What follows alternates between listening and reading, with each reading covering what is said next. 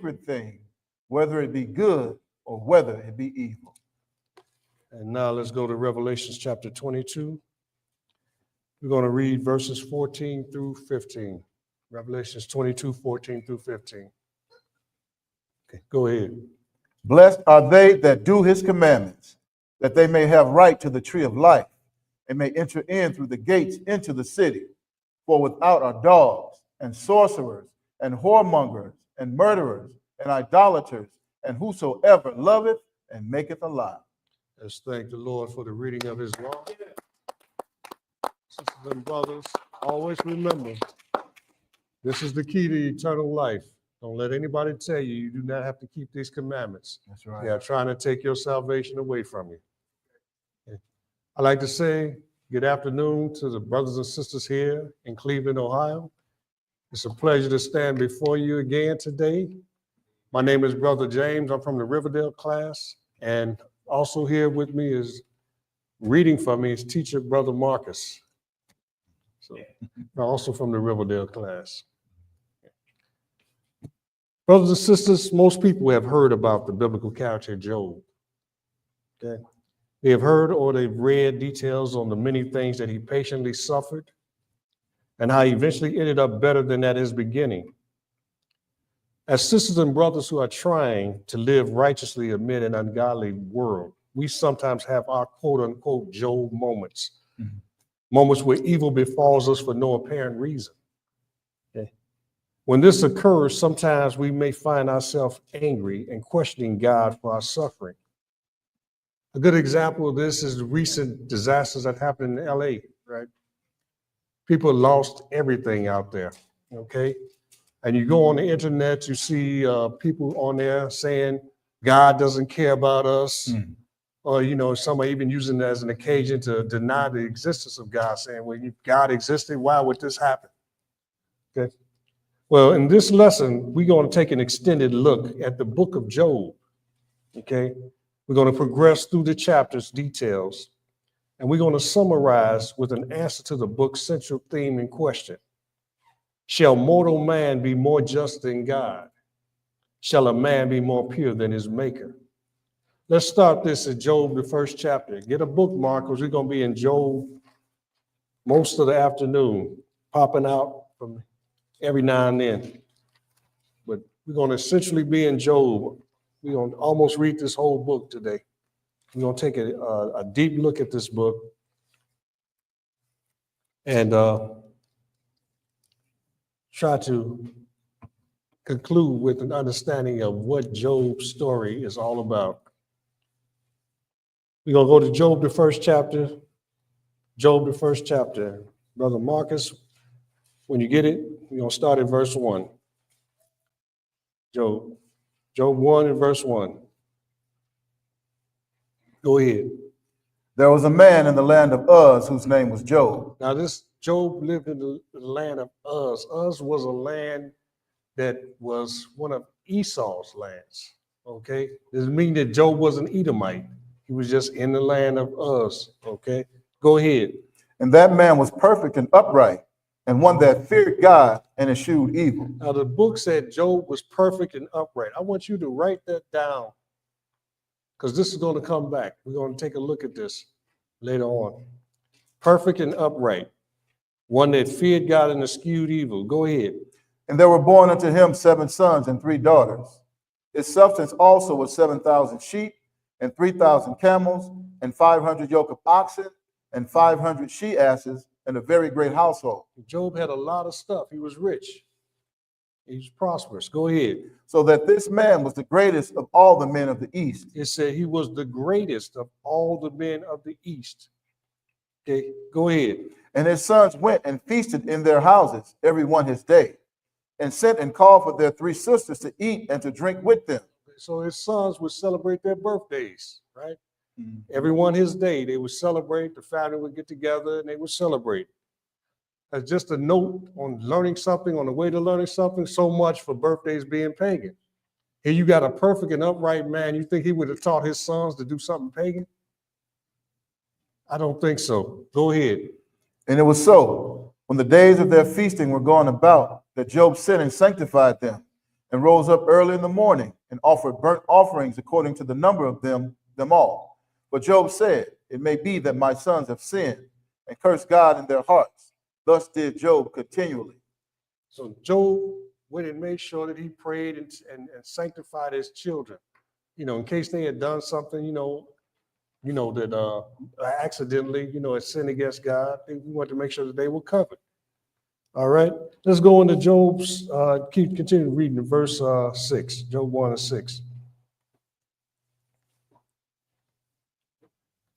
Go ahead.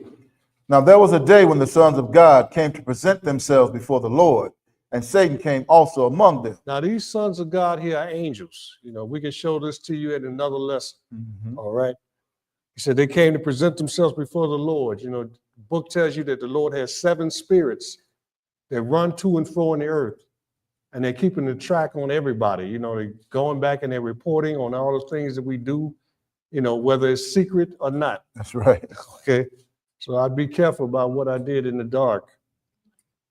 Go ahead. And the Lord said unto Satan, whence comest thou? Then Satan answered the Lord and said, from going to and fro in the earth, and from walking up and down in it. So Satan was going to and fro in the earth and walking up and down in it. Why? Let's go find out. Let's go into 1 Peter, the 5th chapter. 1 Peter chapter 5. 1 Peter chapter 5.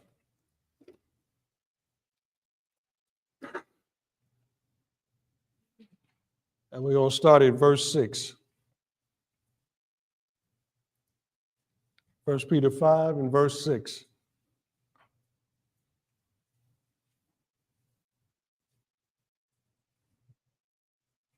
Okay, Brother Marcus.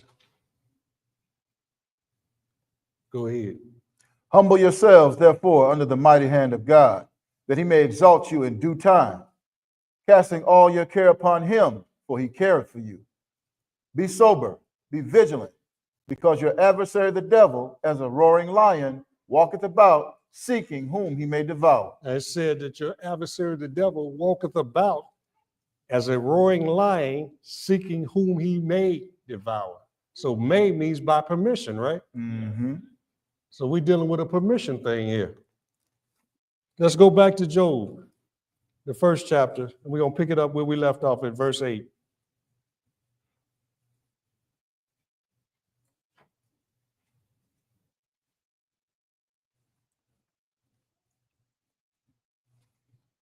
Verse 8. Go ahead.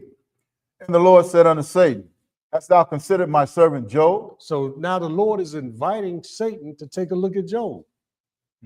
Hast thou considered my servant Job? Go ahead. That there is none like him in the earth. There's none like him. Go ahead. A perfect and an upright man, one that feareth God and escheweth evil. Then Satan answered the Lord and said, doth Job fear God for naught? Hast not thou made an hedge about him and about his house and about all that he hath on every side? Thou hast blessed the work of his hands, and his substance is increased in the land. So Satan said to God, yeah, sure, Job's going to fear you. You done blessed him. You done blessed him every way. Sure, he's going to fear you. Go ahead. Verse 11. But put forth thine hand now and touch all that he hath, and he will curse thee to thy face. Satan said, put forth whose hand? Thine hand. Thine hand, the Lord's hand. Put forth your hand now and touch all that he hath, and he will curse thee to thy face. Let's see what the Lord says. And the Lord said unto Satan, behold, all that he hath is in thy power. All that he hath is in thy power. Go ahead. Only upon himself put not forth thine hand. So Satan went forth from the presence of the Lord. So the Lord is dictating what can happen to Job. Okay? Like I said earlier, whom he may devour by permission. Satan. Go ahead. And there was a day when his sons and his daughters were eating and drinking wine in their eldest brother's house. And there came a messenger unto Job and said, the oxen were plowing and the asses feeding beside them. And the Sabians fell upon them and took them away.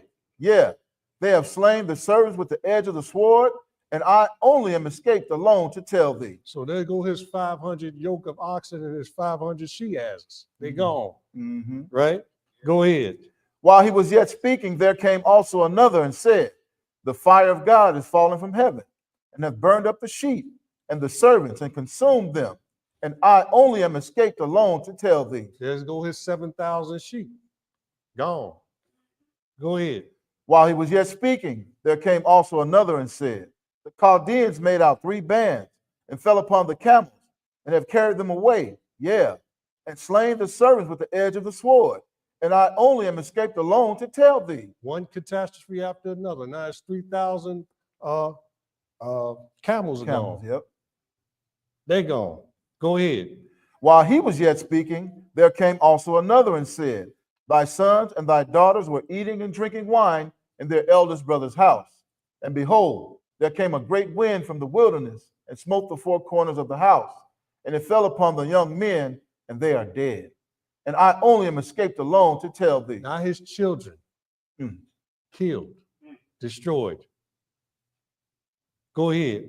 Then Job arose and rent his mantle and shaved his head and fell down upon the ground and worshiped. And did what? And in worship. How many of us could do that? Man.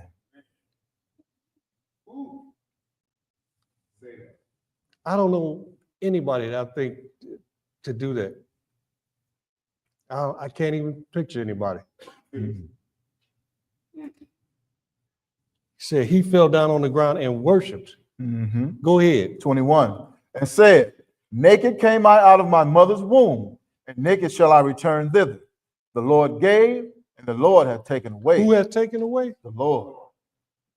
Go ahead. Blessed be the name of the Lord. In all this Job sinned not, nor charged God foolishly. See, Job didn't do what a lot of people do nowadays. He didn't say with it, the Lord don't care about me. You know, he didn't charge God with his foolishly. He didn't speak against him. But he knew that it was the Lord that had taken all this stuff from him. Okay. Let's go to Amos 3, and let's confirm that the Lord is the one that does evil. Let's go to Amos, the 3rd chapter. Amos chapter 3. We're going to read one verse. Amos 3 and verse 6. As we see, Job's initial trial was his children and his substance. Everything was taken from him. Amos 3 and verse 6. Go ahead. Shall a trumpet be blown in the city, and the people not be afraid?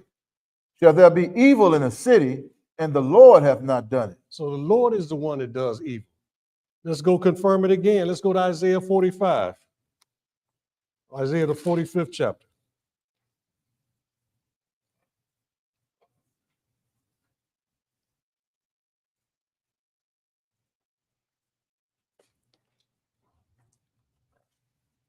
Isaiah 45, and we're going to read one verse here. Verse 7. Isaiah 45 and 7. Okay, Brother Marcus.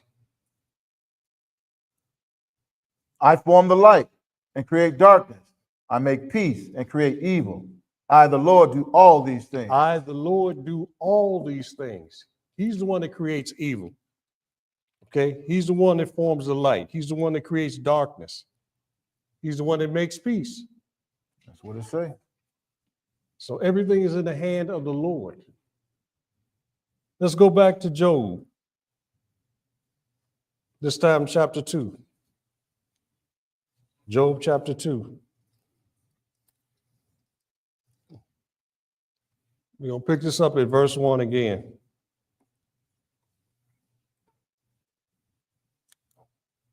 Okay, Job 2 and verse 1.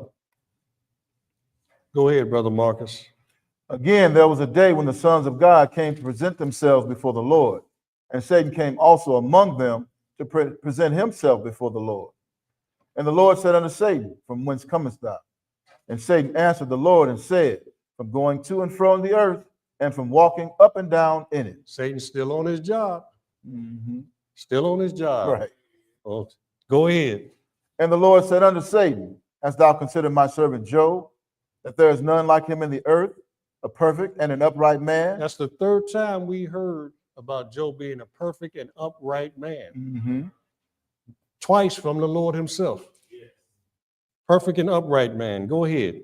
One that feareth God and escheweth evil, and still he holdeth fast his integrity.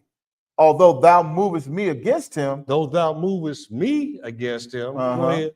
To destroy him without cause. So there was nothing that Job had done. A lot of times we sit back and say, Right. it got to be something that brother did or that sister did, Mm-hmm. you know, that they suffering like that. Right. This said there was nothing that Job did. Mm-hmm. With the Job, Lord himself said, y'all moves me against him without cause. Right. Mm-hmm. Go ahead. 4. And Satan answered the Lord and said, skin for skin, yeah. All that a man hath will he give for his life. Yeah, you know, skin for skin, Lord. Everybody will give up whatever they got to save their life. Go ahead. But put forth thine hand now and touch his bone and his flesh, and he will curse thee to thy face. He said, put something on him now. Let me touch him, and he will curse thee to thy face. Go ahead. And the Lord said unto Satan, behold, he is in thine hand, but save his life. Lord is still dictating how far Satan can go. You know, he's in your hand, but save his life. Don't kill him. Go ahead. So went Satan forth from the presence of the Lord, and smote Job with sore boils from the sole of his foot unto his crown. Now pay attention to this, okay? Satan went forth from the presence of the Lord and smote Job with not just boils, sore boils from the sole of his foot, not the top. The sole, that means he's having trouble walking. So, you ever had one of them boils that just hurt, ache? Yeah. He's covered with boils like that from the sole of his feet to the top of his head, to the crown of his head. Right. Go ahead.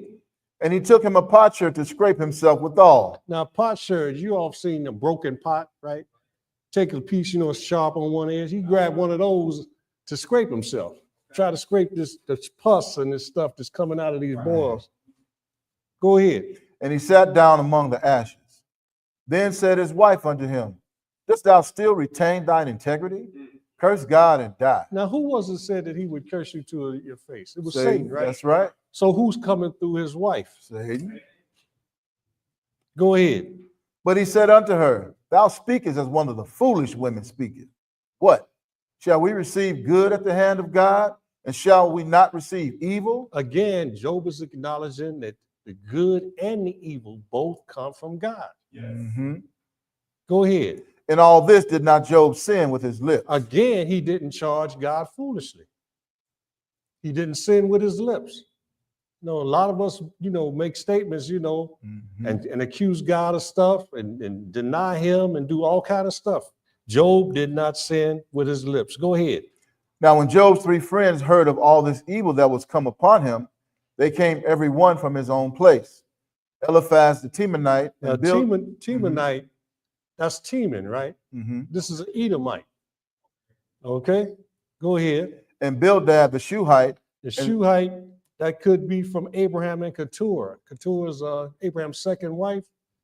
They had a son named Shua. The Shuhite could be from them. Go ahead. And Zophar the Naamathite. The Naamathite, Naamah was a city of Judah. Okay, so you got these 3 friends of Job coming to comfort him. Go ahead. For they had made an appointment together to come to mourn with him and to comfort him. And when they lifted up their eyes afar off and knew him not. Now they saw Job afar off and they looking at this man covered with boils all on his face and everything. They didn't know him. You ever been to the hospital and seen somebody in the hospital mm-hmm. and you're like, man, oh, man. Yes, Yeah. Go ahead. They lifted up their voice and wept. These folks started crying because they looked at Job and looked at his condition. That's how bad off Job was. Go ahead. And they rent every one his mantle and sprinkled dust upon their heads toward heaven.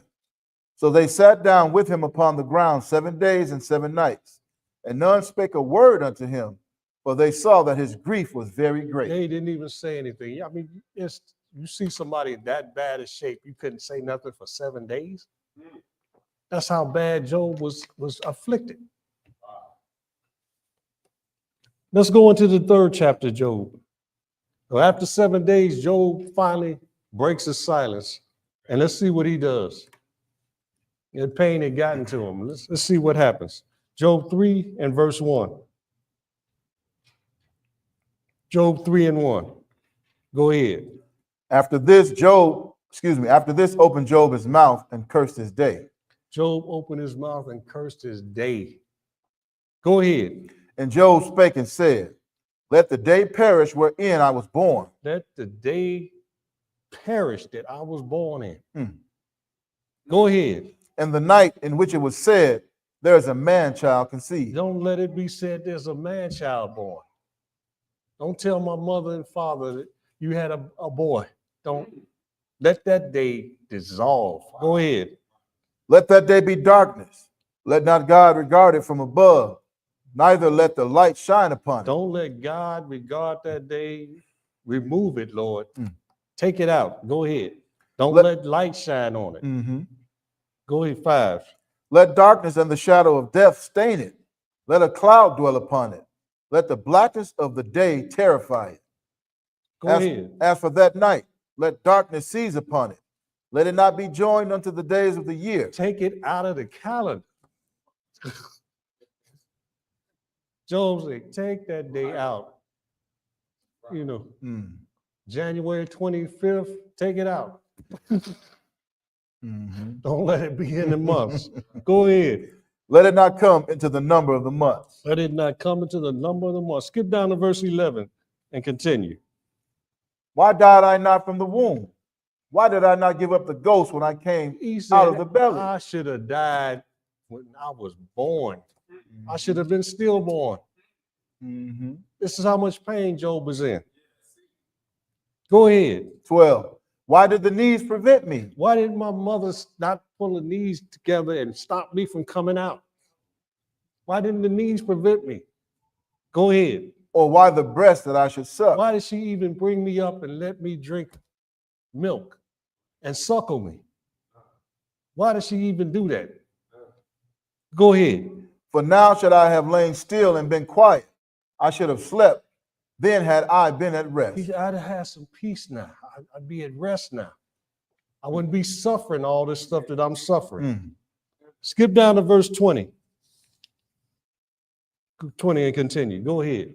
Wherefore is light given to him that is in misery? Why do people let people live that they suffering and they suffering? He's saying, why is life given to people that are suffering?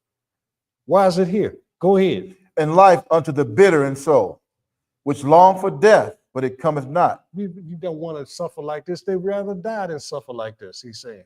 Okay. Go ahead. And dig for it more than for hid treasure. They are looking to die. Like we read in Revelation at a time when that chemical warfare is going to come, said people are going to seek death and shall not find it. That's right. Go ahead. Which rejoice exceedingly and are glad when they can find the grave. Why is light given to a man whose way is hid and whom God hath hedged in? Said, why is light given to a man whose way is hid and whom God has hedged? That God didn't cut off. Say, he can't go where he wants to go. He can't do what he wants to do. Lord then shuttered him in, then cut him off, then hedged him in. Go ahead. For my sign cometh before I eat. He said, I can't even eat in peace. I'm in suffering. Can't enjoy it. You know, we've all had situations like that where you can't eat. You're so sick, you don't even want no food. Don't give me nothing to eat. Go ahead. And my roarings are poured out like the waters. For the thing which I greatly feared is come upon me, and that which I was afraid of is come unto me. He said, the thing which I greatly feared is come upon me, and that which I was afraid of is come unto me. Let's go take a look at something. Let's go to Psalms 51. Psalm 51, because David had a fear too. And he talked about it. Could this be the thing that Job was talking about? Psalm 51. We're going to read verse 1 and then we're going to skip down. Psalm 51 and verse 1. And I think this is something that we all fear. Verse 1, go ahead. Have mercy upon me, O God, according to thy loving kindness, according unto the multitude of thy tender mercies, blot out my transgression. Skip down to verse 10 and continue. Create in me a clean heart, O God, and renew a right spirit within me. Cast me not away from thy presence, Cast me not away from thy presence. Go ahead. and take not thy Holy Spirit from me. And take not thy Holy Spirit from me. David was afraid of the Lord removing that spirit from him, that protection, casting him away. This is what Job, from what I see and what we're going to read, this is what his fear was. Man. That the Lord had abandoned him. That he's no longer in the Lord's good graces. Let's go back to Job, the 4th chapter. Job chapter 4 and verse 1. Because his friend decides to speak after Job broke down and finally said something. One of his friends decided to talk. Eliphaz the Temanite. Let's pick this up at Job 4 and verse 1. Let's see how much comfort Eliphaz gives Job. Go ahead. Then Eliphaz the Temanite answered and said, if we essay to commune with thee, wilt thou be grieved? He said, if we try to talk to you, are you going to get upset? Will it bother you if we talk to you? Go ahead. But who can withhold himself from He speaking? said, but I got to say something. This is what Eliphaz said. I got to speak. I can't stop saying nothing. I got to talk to you. I got to tell you this. Skip down to verse 6 and go ahead. Is not this thy fear, thy confidence, thy hope, and the uprightness of thy ways? Eliphaz says, you're afraid of not being confident in what you've done. You're not confident in your uprightness. You're not sure about the ways and things that you've done. Okay. In other words, you got some secret sin somewhere, Job. Go ahead and continue. Remember, I pray thee, whoever perished being innocent. This is a judgment statement here, right? Yeah, it is. Whoever perished being innocent. Go ahead. Or where were the righteous cut off? Oh, why you suffering because you're not right, Job, in other words. Mm-hmm. Go ahead. Even as I have seen, they that plow iniquity and sow wickedness reap the same. He's saying you reaping what you sowed, Job. Wow. If you sow wickedness, you're going to reap it. And that's a thought that a lot of people have. They see somebody suffering and they figure they had to have done something. Mm-hmm. They had to have. I thought that brother was righteous. There's a reason why that happened to him. Mm-hmm. I thought that sister was a good sister, but thing that happened to her, no, God got to be getting them. Hmm. God getting even with them. He's collecting on them. And these are the judgment calls that people make. Mm-hmm. What verse are we? We're at the beginning of 9. At 9, go ahead. By the blast of God they perish, and by the breath of his nostrils are they consumed. See what he says? Yeah, God is getting you, Job. God is getting you. Skip down to verse 12 and continue. Now a thing was secretly brought to me, and mine ear received a little thereof. In thoughts from the visions of the night, when deep sleep falleth on men. Fear came upon me, and trembling, which made all my bones to shake. Yeah, Eliphaz said he saw something in a vision in the night. Go ahead. Then a spirit passed before my face, the hair of my flesh stood up. It stood still, but I could not discern the form thereof. An image was before mine eyes, there was silence, and I heard a voice saying, shall mortal man be more just than God? Shall a man be more pure than his maker? That's the central question. Can mortal man be more just than God? Can a man be more pure than his maker? We all know the answer to that. Mm-hmm. So it's flat out no, right? Right. A flat out no. Let's skip down to Job 5 and continue Continue your life as this conversation. Job 5 and verse 17. Job 5 and 17. Because he's chastising Job. 17. Job 5 and 17. Go ahead. Behold, happy is the man whom God corrected. Therefore, despise not thou the chastening of the Almighty. So he's telling Job, yeah, God is correcting you. He's chastising you.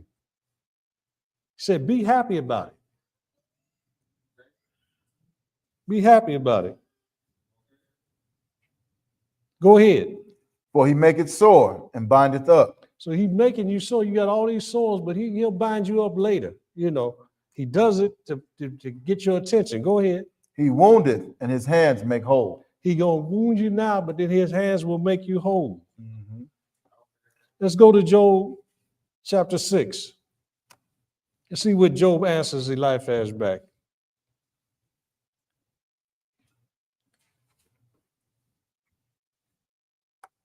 Job 6 and verse 1. Job 6 and verse 1. Go ahead, Brother Marcus. But Job answered and said, oh, that my grief were truly weighed, and my calamity laid in the balances together. He said, I wish you all could measure how much I'm suffering. I wish you could put it on a scale and measure it. Go ahead. For now it will be heavier than the sand of the sea. He said, this such a burden is heavier than the sand of the sea. Go ahead. Therefore my words are swallowed up. For the arrows of the Almighty are within me. The poison whereof drinketh up my spirit. The terrors of God do set themselves in array against me. He's saying the Lord is making war against me. He didn't set his arrows in array. You know, you set an army up and they line up against you. Job was saying the Lord is got arrows lined up against me like war. It's like I'm at war with God. Verse 8. Skip down to verse 8. Go ahead. Oh, that I might have my request, and that God would grant me the thing that I long for. What does he long for? Yeah. Go ahead. Even that it would please God to destroy me. He said, God, come ahead and destroy me, kill me, take me out of my misery. Go ahead. That he would let loose his hands and cut me off. Let loose your hand and cut me off. Go ahead. Then should yet I have comfort. Yeah, I would harden myself in sorrow. Let him not spare. For I have not concealed the words of the Holy One. He's saying, look, let the Lord kill me because I haven't done anything wrong. I haven't concealed the words of the Holy One. I spoke his word. He said, let him go ahead and just kill me because I've done nothing. Skip down to verse 14. Verse 14 and continue. To him that is afflicted, pity should be shown from his friends. He said, I'm sitting here, I'm suffering, and you should be showing me some pity, Eliphaz. To him that is afflicted, pity should be shown from his friend. Go ahead. But he forsaketh the fear of the Almighty. He said, but you have forsaken the fear of the Almighty. What is the fear of the Lord? Man. The beginning of wisdom, right? He said, in other words, Eliphaz, you ain't got no wisdom. You're supposed to be showing me pity, and you didn't lost your wisdom. Make it plain, bro. You didn't forsaken the fear of the Lord.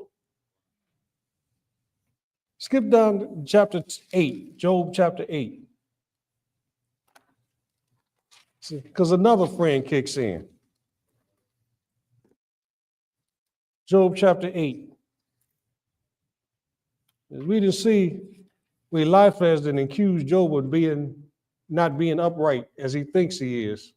Let's see what his next friend says. Right. Bildad, chapter 8 and verse 1. Job chapter 8 and verse 1. Go ahead. Then answered Bildad the Shuhite and said, how long wilt thou speak these things? And how long shall the words of thy mouth be like a strong wind? Does God pervert judgment? Or does the Almighty pervert justice? If thy children have sinned against him, and he have cast them away for their transgression. Oh, wow, man. Now he gonna bring Job's children in there. Mm-hmm. Say your children didn't sin. Right. You didn't sin, and your children didn't sin too. The worst thing you do is talk about somebody's children. Well, you gonna tell somebody whose child just died that the reason they died is because they sinned against God? Wow. You talking about a fight? Mm-hmm. A fight breaking out at a funeral? Ooh. Right. Man, I think Job had been feeling a little bit better. He might have hit Bill there. Just keep reading. 5. If thou wouldest seek unto God betimes, make thy supplication to the Almighty. If thou wert pure and upright. If thou wert pure and upright. See the accusation? Mm-hmm. Go ahead. Surely now he would wait for thee and make the habitation of thy righteousness prosperous. He would come and heal you if you were right, Job. If thou were pure and upright, he wouldn't let you suffer this long. Wow. So you and your children must have done something. Finish that 7th verse. Though thy beginning was small, yet thy latter end should greatly increase. Skip down to verse 11 and continue. Can the rush grow up without mire? Can the flag grow without water? Whilst it is yet in its greenness and not cut down, it withereth before any other herb. So are the paths of all that forget God. He said you done forgot God. Man. He just throwing accusation after accusation. Your children sin, you done forgot God. Skip down to verse 20 and read it. You want to finish 13? Did we finish 13? Yeah, finish 13. Oh, I definitely want that. And the hypocrite's hope shall perish. He didn't call Job a hypocrite. He didn't call him a hypocrite. Read verse 20. Go ahead. Behold, God will not cast away a perfect man, neither will he help the evildoers. He didn't call them evil. He said, if you were perfect, Job, God would help you, but he's not going to help a perfect man. Let's go find out who the real hypocrite is. Let's go to Matthew chapter 7. Mm-hmm. Let's go to Matthew chapter 7. We're going to pick this up at verse 1. Make it plain, bro. Both Eliphaz and Bildad then accused Job. Yeah, they did. Big time. They didn't judge him already. You had to have done something, Job.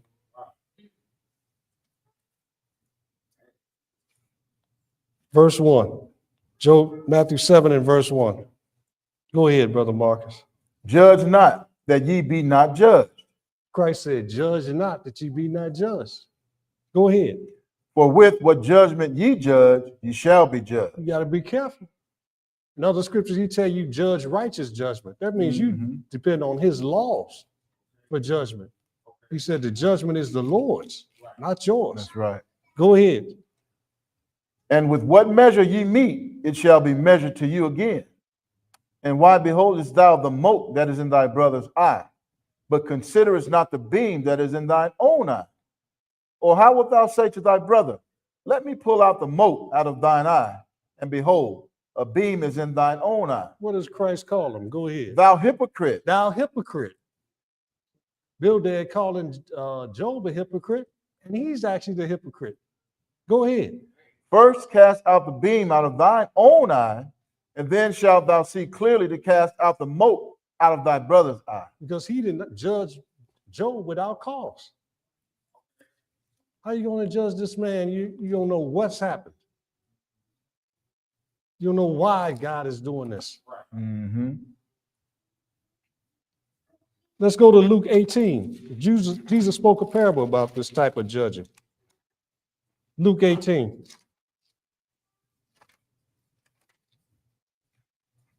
You're looking on the outside at somebody instead of using righteous judgment. Luke 18, and we're going to pick this up at verse 9.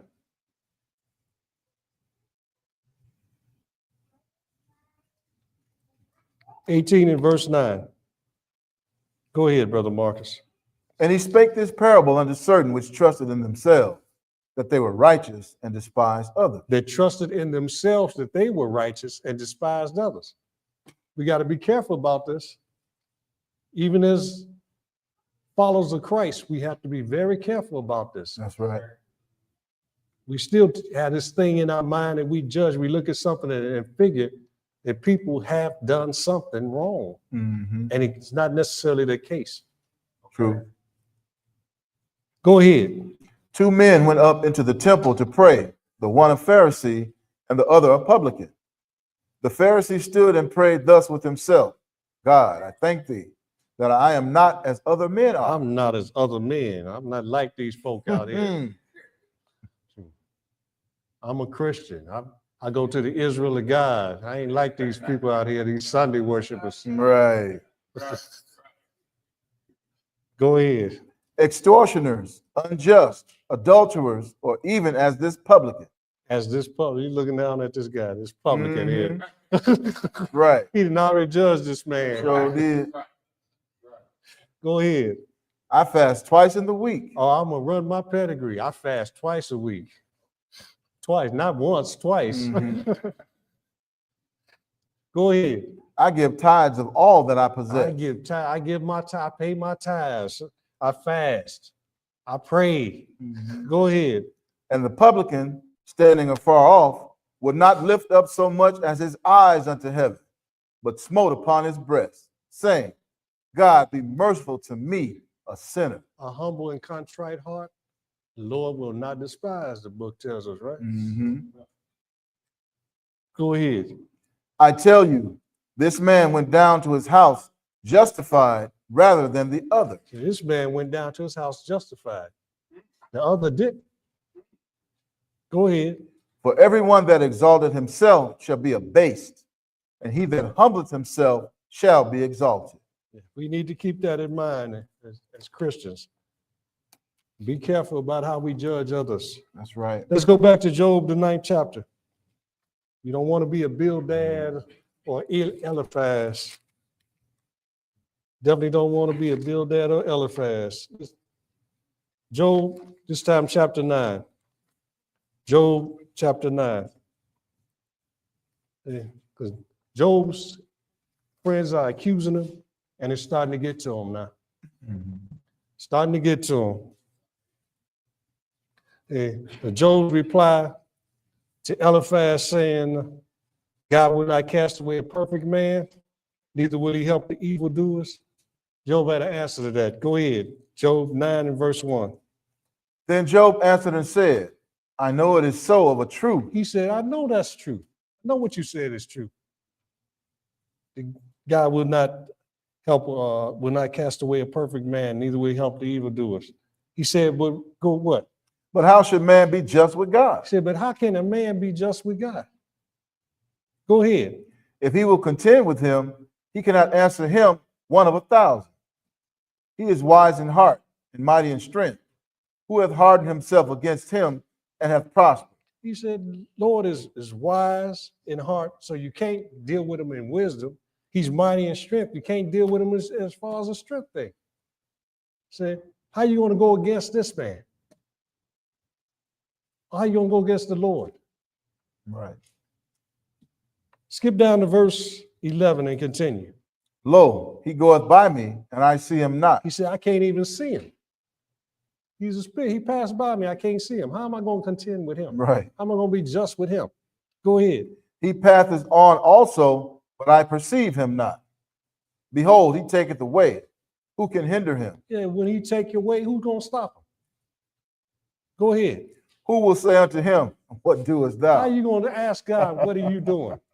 If he decide to do something. Right. Who's going to do that? Nobody. Skip down to verse 16. Go ahead. If I had called and he had answered me, yet would I not believe that he had hearkened unto my voice. He said, even if he did answer me, I wouldn't believe it was him. Go ahead. For he breaketh me with a tempest and multiplieth my wounds without cause. See, now you see Job is starting to get into it. He's doing this without a reason. You know, One thing without cause. You say, breaketh me with the tempest and multiply my wounds without cause. Go ahead. He will not suffer me to take my breath. He said, I'm in so much pain, I can't even breathe right. Go ahead. But filleth me with bitterness. If I speak of strength, lo, he is strong. He said, if I say talk about being strong, he's stronger. Go ahead. And if of judgment, who shall set me a time to plead? Who's going to set me a time to talk with God and plead my cause? Go ahead. If I justify myself, mine own mouth shall condemn me. If I say I am perfect, it shall also prove me perverse. He said, I can't say I'm a perfect person. If I do, I'm lying. So my own mouth is going to prove that I'm lying, that I'm not perfect. Go ahead. Though I were perfect, yet would I not know my soul. So even if I was perfect, he said, I wouldn't know the condition that I'm in now. Go ahead. I would despise my life. This is one thing, therefore I said it. He destroyed the perfect and the wicked. He's saying God destroys both the good and the evil, the perfect and the wicked. He destroys both of them. Where we at? Verse 22. Skip down to verse 34. 34 and continue. Let him take his rod away from me, and let not his fear terrify me. Then would I speak and not fear him, but it is not so with me. He said, let God stop abusing me, and I would speak to him. Let him take away his rods from me. Let him take away all this suffering, and I'll talk to him. So Job is starting to wax bold now. He's starting to, his pain is getting to him. His friends accusing him. He's starting to change his attitude a little bit. Okay? Let's go and take a look at something real quick. Something that Solomon said. Let's go in Ecclesiastes, the 8th chapter. Ecclesiastes 8.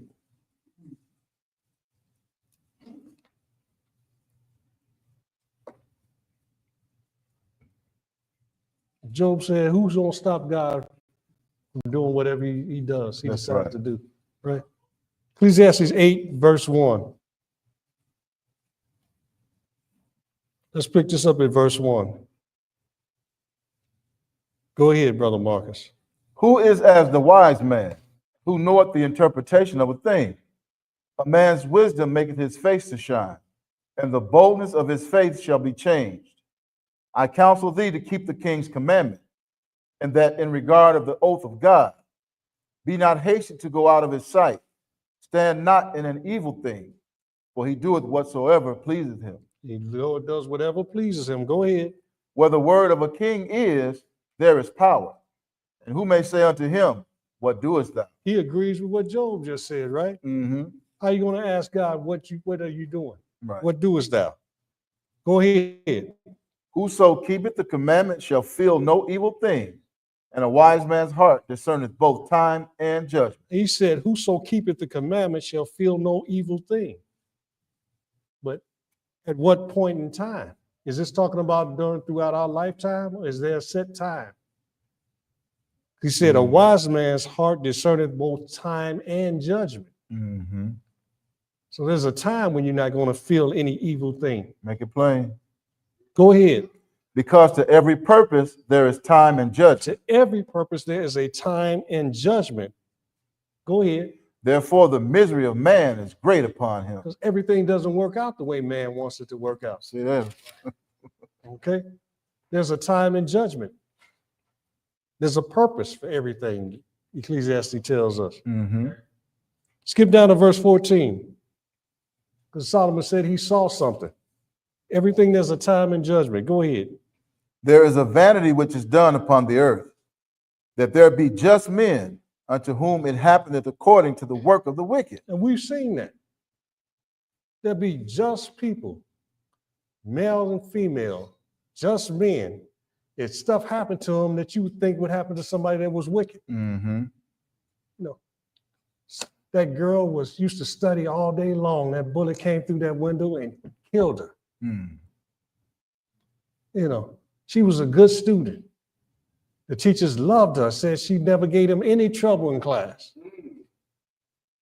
Wow. That boy was going to be a superstar. Man, he was studying hard. He was a captain of the football team, and their gang jumped him in the corner because they were jealous of him. Stuff that happens to people that are righteous. And Isaiah tells us the righteous perish and are taken away from the evil to come. Right? Mm-hmm. Stuff that happens to just people that should happen to the wicked people. Go ahead.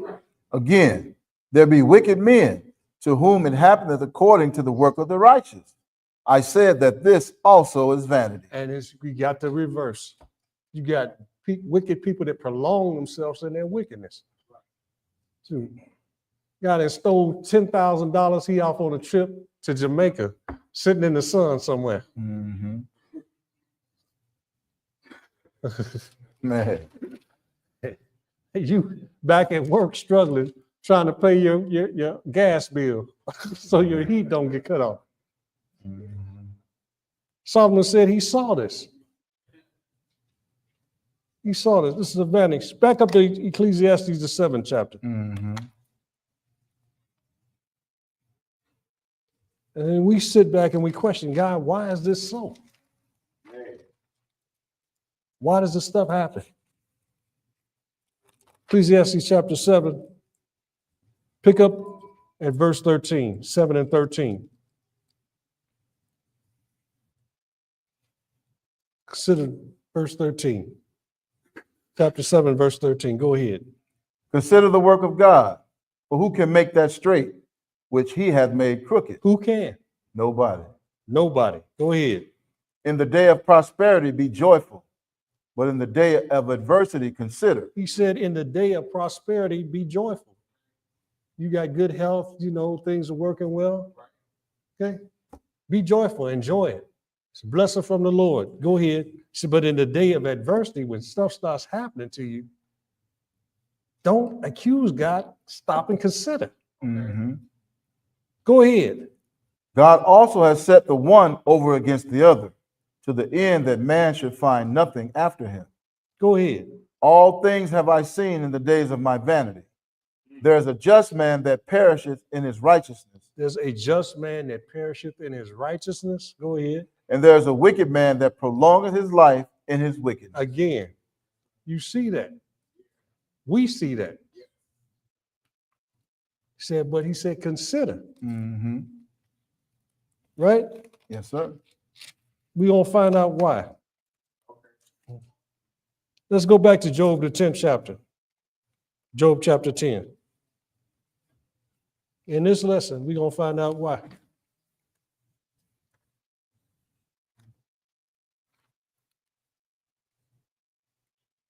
Job 10. And Job continues on with his suffering and his complaining. Verse 1, Job 10 and verse 1. Go ahead, Brother Marcus. My soul is weary of my life. He said, I'm tired of living. Mm-hmm. I am tired of living now. Go ahead. I will leave my complaint upon myself. I will speak in the bitterness of my soul. I will say unto God, do not condemn me. Show me wherefore thou contendest with me. Now he's going to ask God, why are you doing this to me? Yeah, he did. Show me. Show me why you're doing this to me. Now he's starting to wax bold. He's starting to get self-righteous. Mm-hmm. Skip down to verse 7 and continue. Thou knowest that I am not wicked, and there is none that can deliver out of thine hand. He said, Lord, you know I'm not a wicked man. And nobody can go against you. Nobody can deliver out of your hand. Go ahead. Thine hands have made me and fashioned me together round about, yet thou dost destroy me. He said, you didn't made me and fashioned me. You didn't made me the way I am. You blessed me with all this stuff that you gave me, yet you destroying me. Why? Go ahead. Remember, I beseech thee, that thou hast made me as the clay. Have you forgotten that I'm made out of dirt? Go ahead. And wilt thou bring me into dust again? Are you going to bring me back to the dust? Skip down to verse 20. Verse 20 and continue. Are not my days few? Cease then, and let me alone, that I may take comfort a little. He telling God, leave me Yeah, alone. that's what he said. Leave me alone. Yeah, a little pain, his friends pushing him, to see what, and got Job into trouble now. Mm-hmm. You're going to tell the Lord to leave me alone. Yes. Go ahead and finish that. 21. Before I go whence I shall not return, even to the land of darkness and the shadow of death. In other words, let me die in peace. Leave me alone. We all have said that to people that got on our nerves, right? You just leave me alone. Let me in peace. Let me suffer in peace. Let's go into Job, the 11th chapter. Now his third friend kicks in now. Let's see if he got some comfort for Job. Job 11 and verse 1. We pick it up at verse 1. Go ahead, Brother Marcus. Then answered Zophar the Naamatite and said, should not the multitude of words be answered? And should a man full of talk be justified? He said, Job, you bumping your gums. You're talking too much. Go ahead. Should thy lies make men hold their peace? You a liar, Job. Bold, So man. you think because you lying, I'm not going to say nothing? I'm supposed to let you just stand up here and lie, Job? Go ahead. And when thou mockest, shall no man make thee He ashamed? said, you mocking the word of God? You mocking God? You mocking people? See, should nobody just let you get away with this? Ain't nobody going to stop you and check you on this? Go ahead. For thou hast said, my doctrine is pure, and I am clean in thine eyes. But oh, that God would speak and open his lips against thee, and that he would show thee the secrets of wisdom, that they are double to that which is. Know therefore that God exacteth of thee less than thine iniquity deserves. Now, Zophar telling him, God ain't punishing you what he should be punishing you. Wow. You suffering less than what he should be doing to you. Ain't that something? These his friends? Yeah, these are his friends. Wow. I was just getting ready to say that. Man. Just say, friends like this, who needs enemies, Right. man? Go ahead. Verse 7. Canst thou by searching find out God? Canst thou find out the Almighty unto perfection? It is as high as heaven. What canst thou do? Deeper than hell, what canst thou know? The measure thereof is longer than the earth and broader than the sea. If he cut off and shut up or gather together, then who can hinder him? For he knoweth vain men. He seeth wickedness also. Will he not then consider it? So he's saying, Job, he's seeing your wickedness. You got some hidden secret wickedness that you're doing, Job. Skip down to verse 14. 14. Go ahead. If iniquity be in thine hand, put it far away, and let not wickedness dwell in thy tabernacle. He's saying, stop sinning what you're doing and put it away, Job. Because God see it. He see what you're doing. Another accuser, right? Let's go into Job, the 12th chapter, at verse 1. Let's see what Job answers. Go ahead, Job 12, verse 1. Go ahead. And Job answered and said, no doubt, but ye are the people, and wisdom shall die with you. He said, you all got to be the only people that are smart. Say, when y'all die, ain't nobody going to be smart. All the wisdom's going to die with you. Right. Because y'all think y'all know more than anybody else. Go ahead. But I have understanding as well as you. He said, I got understanding just like you got understanding. Go ahead. I am not inferior to you. I don't have inferior intelligence. I got understanding too. Go ahead. Yeah, Who knoweth not such things as these? Who don't know that God, exacts on the wicked? Who doesn't know that? Go ahead. I am as one mocked of his neighbor, who calleth upon God, and he answereth him. He said, I'm just like somebody mocked of his neighbor. He said, I'm sitting there, I'm like, hey, Brother Sean. And Mark is like, yeah. Brother Sean, yeah. Right. I'm mocked of my neighbor. I'm calling and somebody else answering. Right. Go ahead. The just upright man is laughed to scorn. Yeah, and they laugh at me to scorn. Go ahead. He that is ready to slip with his feet is as a lamp despised in the thought of him that is at He ease. said somebody at ease can always sit back and despise somebody that's suffering. You sit back looking, you got living good, you're living well. Ain't no sickness bothering you. Ain't no problems. You're making nice money. Now you don't sit back and judge somebody that's having trouble. Yeah, Lord getting him. Right. Lord getting her. Right. Go ahead. The tabernacles of robbers prosper, and they that provoke God are secure, into whose hand God bringeth abundantly. He said God is the one that gives these wicked people this stuff. He gives them this money and letting them prosper. Go ahead. But ask now the beasts, and they shall teach thee, and the fowls of the air, and they shall tell thee. He said the beasts and the fowls, all of them know this stuff. Go ahead. Or speak to the earth, and it shall teach thee, and the fishes of the sea shall declare unto thee. Who knoweth not in all these that the hand of the Lord hath wrought this? Say, all the beasts and fish and fowls and of the air know that God is the one that does all this evil and brings evil on people. He brings good and evil. He said, they will tell you. If you don't know, you don't want to listen to man, talk to the beast. They'll tell you. Go ahead. In whose hand is the soul of every living thing, and the breath of all mankind. Skip down to verse 14.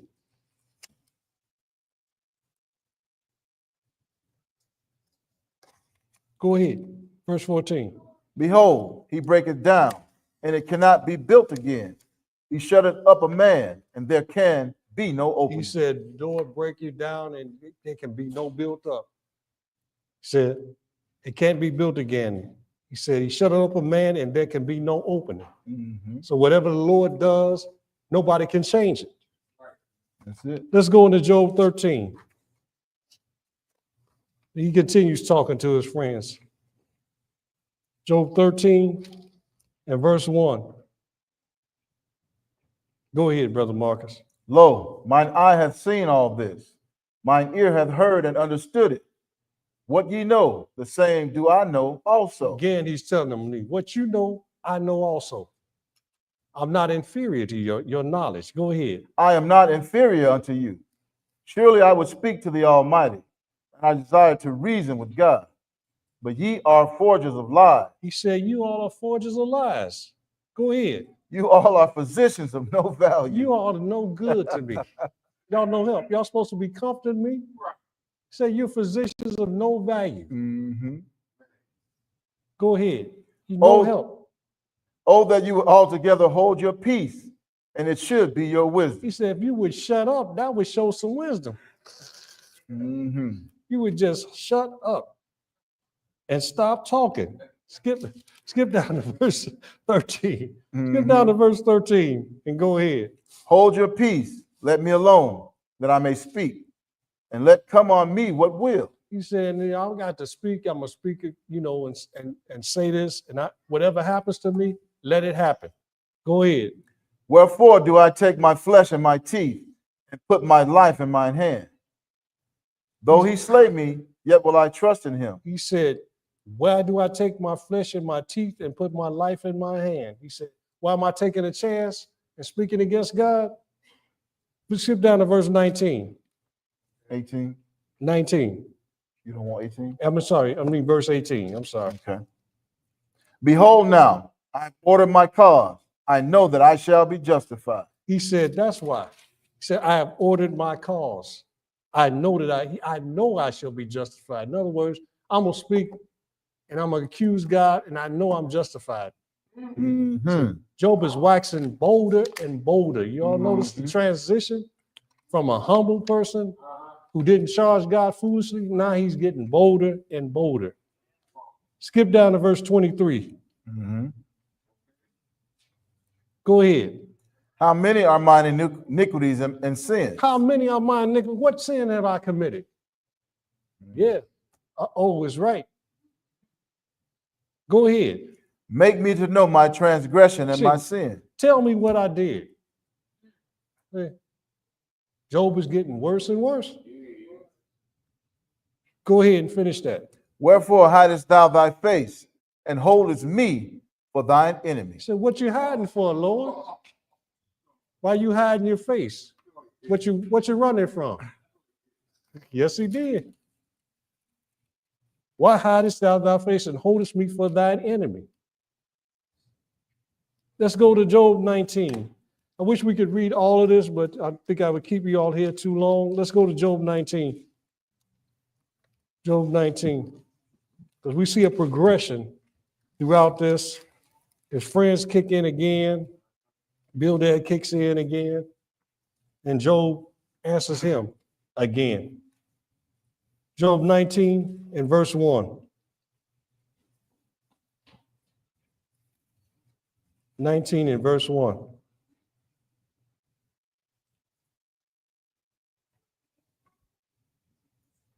Go ahead. Then Job answered and said, how long will you vex my soul and break me in pieces with He words? said, how long y'all gonna torture me? Go ahead. These 10 times have you reproached me. You are not ashamed that you make yourself strange to me. He said, y'all not ashamed that you acting like a stranger instead of friends? You're not ashamed? You done reproached me 10 times. Go ahead. And be it indeed that I have erred, mine error remaineth with myself. He said, and if I have made an error, it remaineth with me. I've done something to myself. I haven't done nothing to anybody else. My error remaineth with myself. Go ahead. If indeed you will magnify yourselves against me and plead against me my reproach, know now that God hath overthrown me and hath compassed me with his net. He said, if you're going to sit here and accuse me, just know that God has done this to me. He has overthrown me. You sitting here making all these accusations. God has done this to me. Go ahead. Behold, I cry out of wrong, but I am not heard. I cry aloud, but there is no judgment. He said, I haven't gotten judgment. I'm crying and nobody's judging me. God has not given me my righteous judgment that I should get. Go ahead. He hath fenced up my way that I cannot pass. He hath set darkness in my paths. He hath stripped me of my glory and taken the crown from my head. He hath destroyed me on every side, and I am gone, and mine hope hath he removed like a tree. He said, Lord, and taken everything from me. He has stripped me of my glory. He's taken my crown from my head. He hath destroyed me on every side, and I am gone. And mine hope hath he removed like a tree, like removing a tree out of the ground. He done destroyed me. Skip down to verse 13.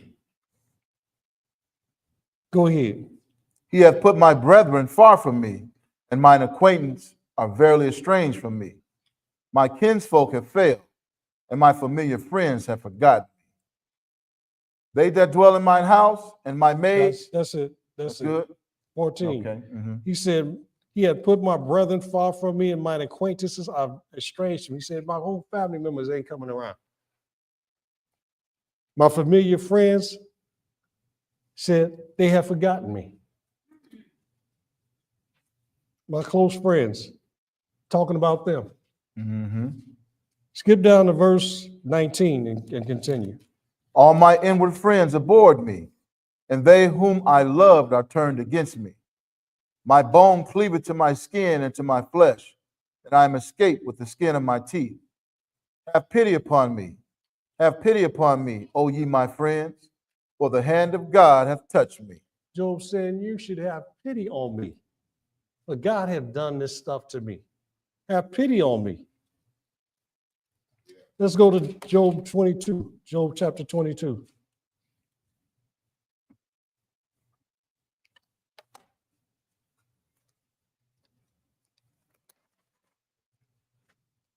Let's see what Eliphaz says again.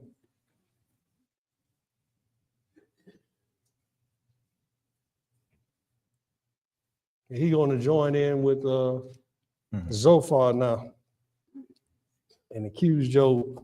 Go ahead, 22 and verse 1. 22 and 1. Go ahead. Then Eliphaz the Temanite answered and said, can a man be profitable unto God, as he that is wise may be profitable unto himself? Is it any pleasure to the Almighty that thou art righteous? Or is it gain to him that thou makest thy ways perfect? Will he reprove thee for fear of thee? Will he enter with thee into judgment?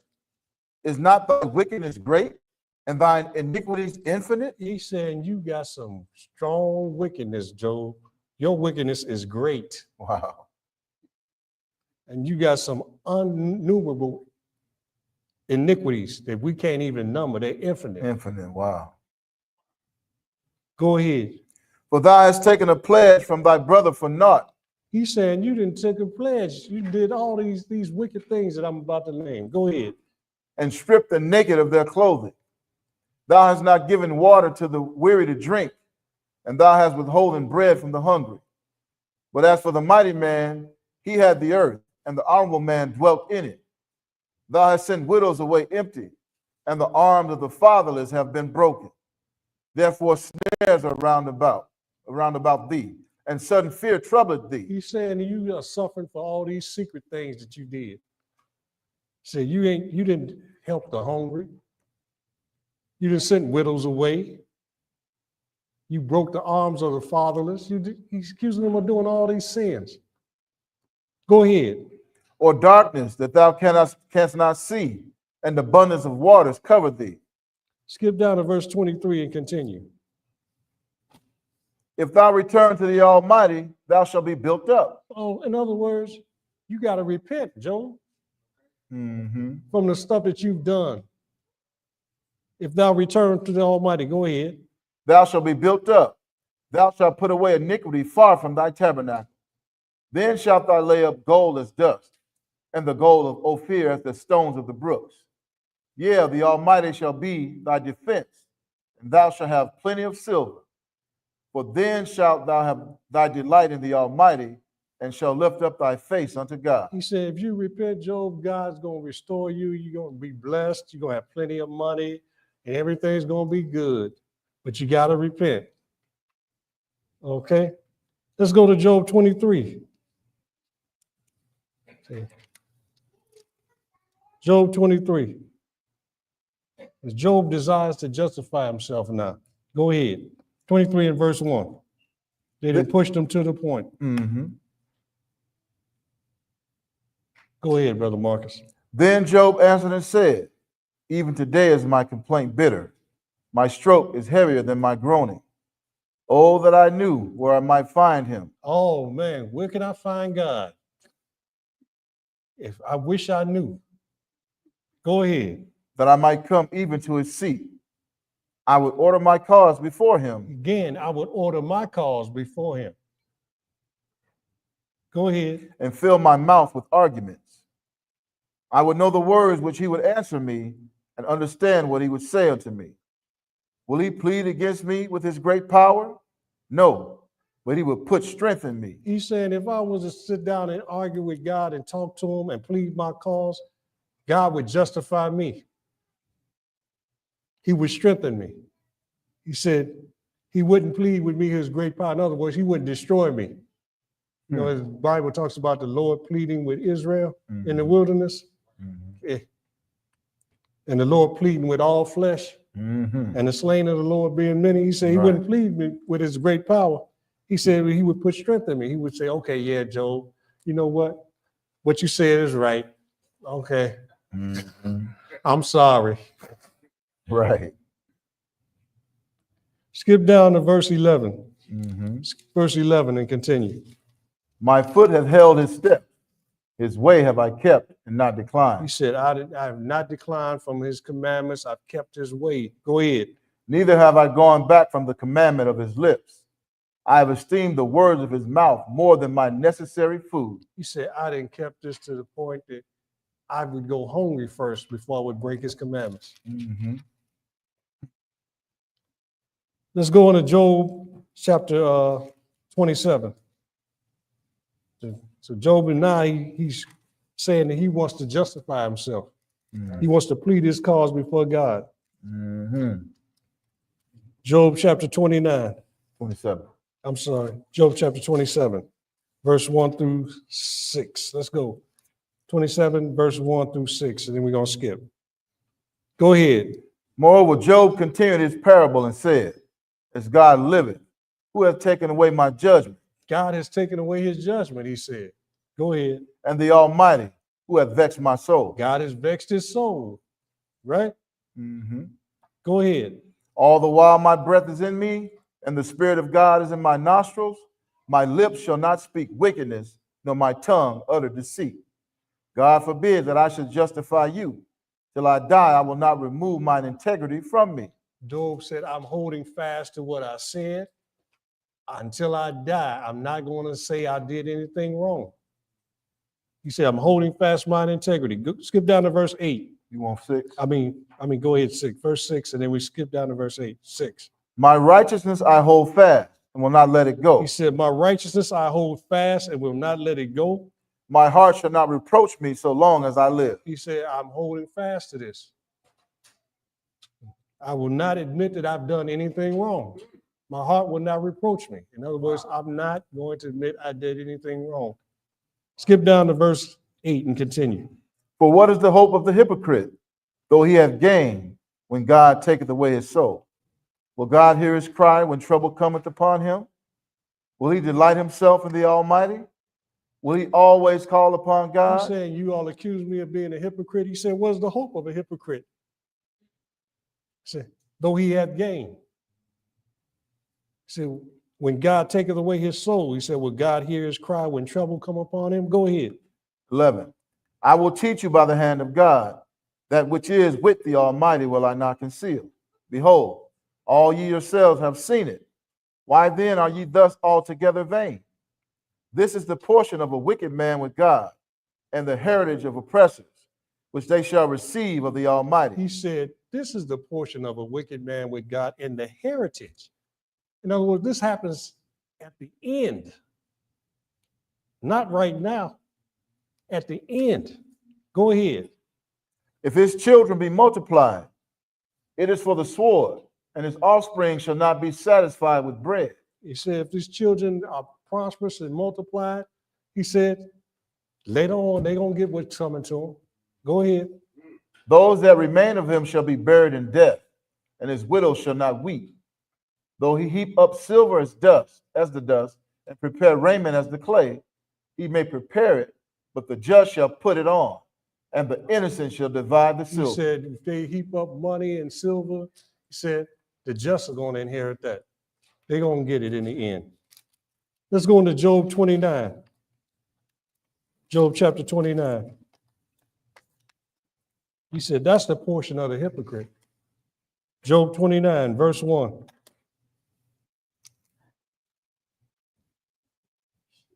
And verse 1. Go ahead. Moreover, Job continued his parable and said, Oh, that I were as in months past, as in the days when God preserved me, when his candle shined upon my head, and when by his light I walked through darkness. Job said, well, I wish it was like it was a few days ago. In months past. So when God preserved me, right? When his candle shined upon my head, and when by his light I walked through darkness. Go ahead. As I was in the days of my youth, when the secret of God was upon my tabernacle, when the Almighty was yet with me, when my children were about me. Skip down to verse 8 and continue. The young men saw me and hid themselves, and the aged arose and stood up. He said, I walked in honor back then. Young men saw me and hid themselves. He said, the aged arose and stood up. They acknowledged me. Go ahead. The princes refrained talking and laid their hand on their mouth. The nobles held their peace, and their tongue cleaved to the roof of their mouth. When the ear heard me, when it blessed me, then it blessed me. Right. And when the eye saw me, it gave witness to me. because I delivered the poor that cried, and the fatherless, and him that had none to help him. But the blessing of him that was ready to perish came upon me, and I caused the widow's heart to sing for joy. I put on righteousness, and it clothed me. My judgment was as a robe and a diadem. I was eyes to the blind, and feet was I to the lame. So in other words, anybody that needed help, I helped. Anybody that needed help, I was there for them. Go ahead. I was a father to the poor, and the cause which I knew not, I searched out. He said, if there was something going on, somebody needs some help, I took the time to find out about it and I helped them. Go ahead. And I break the jaws of the wicked and pluck the spoil out of his He teeth. said, if somebody was being afflicted by someone, I made sure that they got away from that. I delivered them from it. Let's go into Job chapter 31. Job was running his pedigree. Job chapter 31.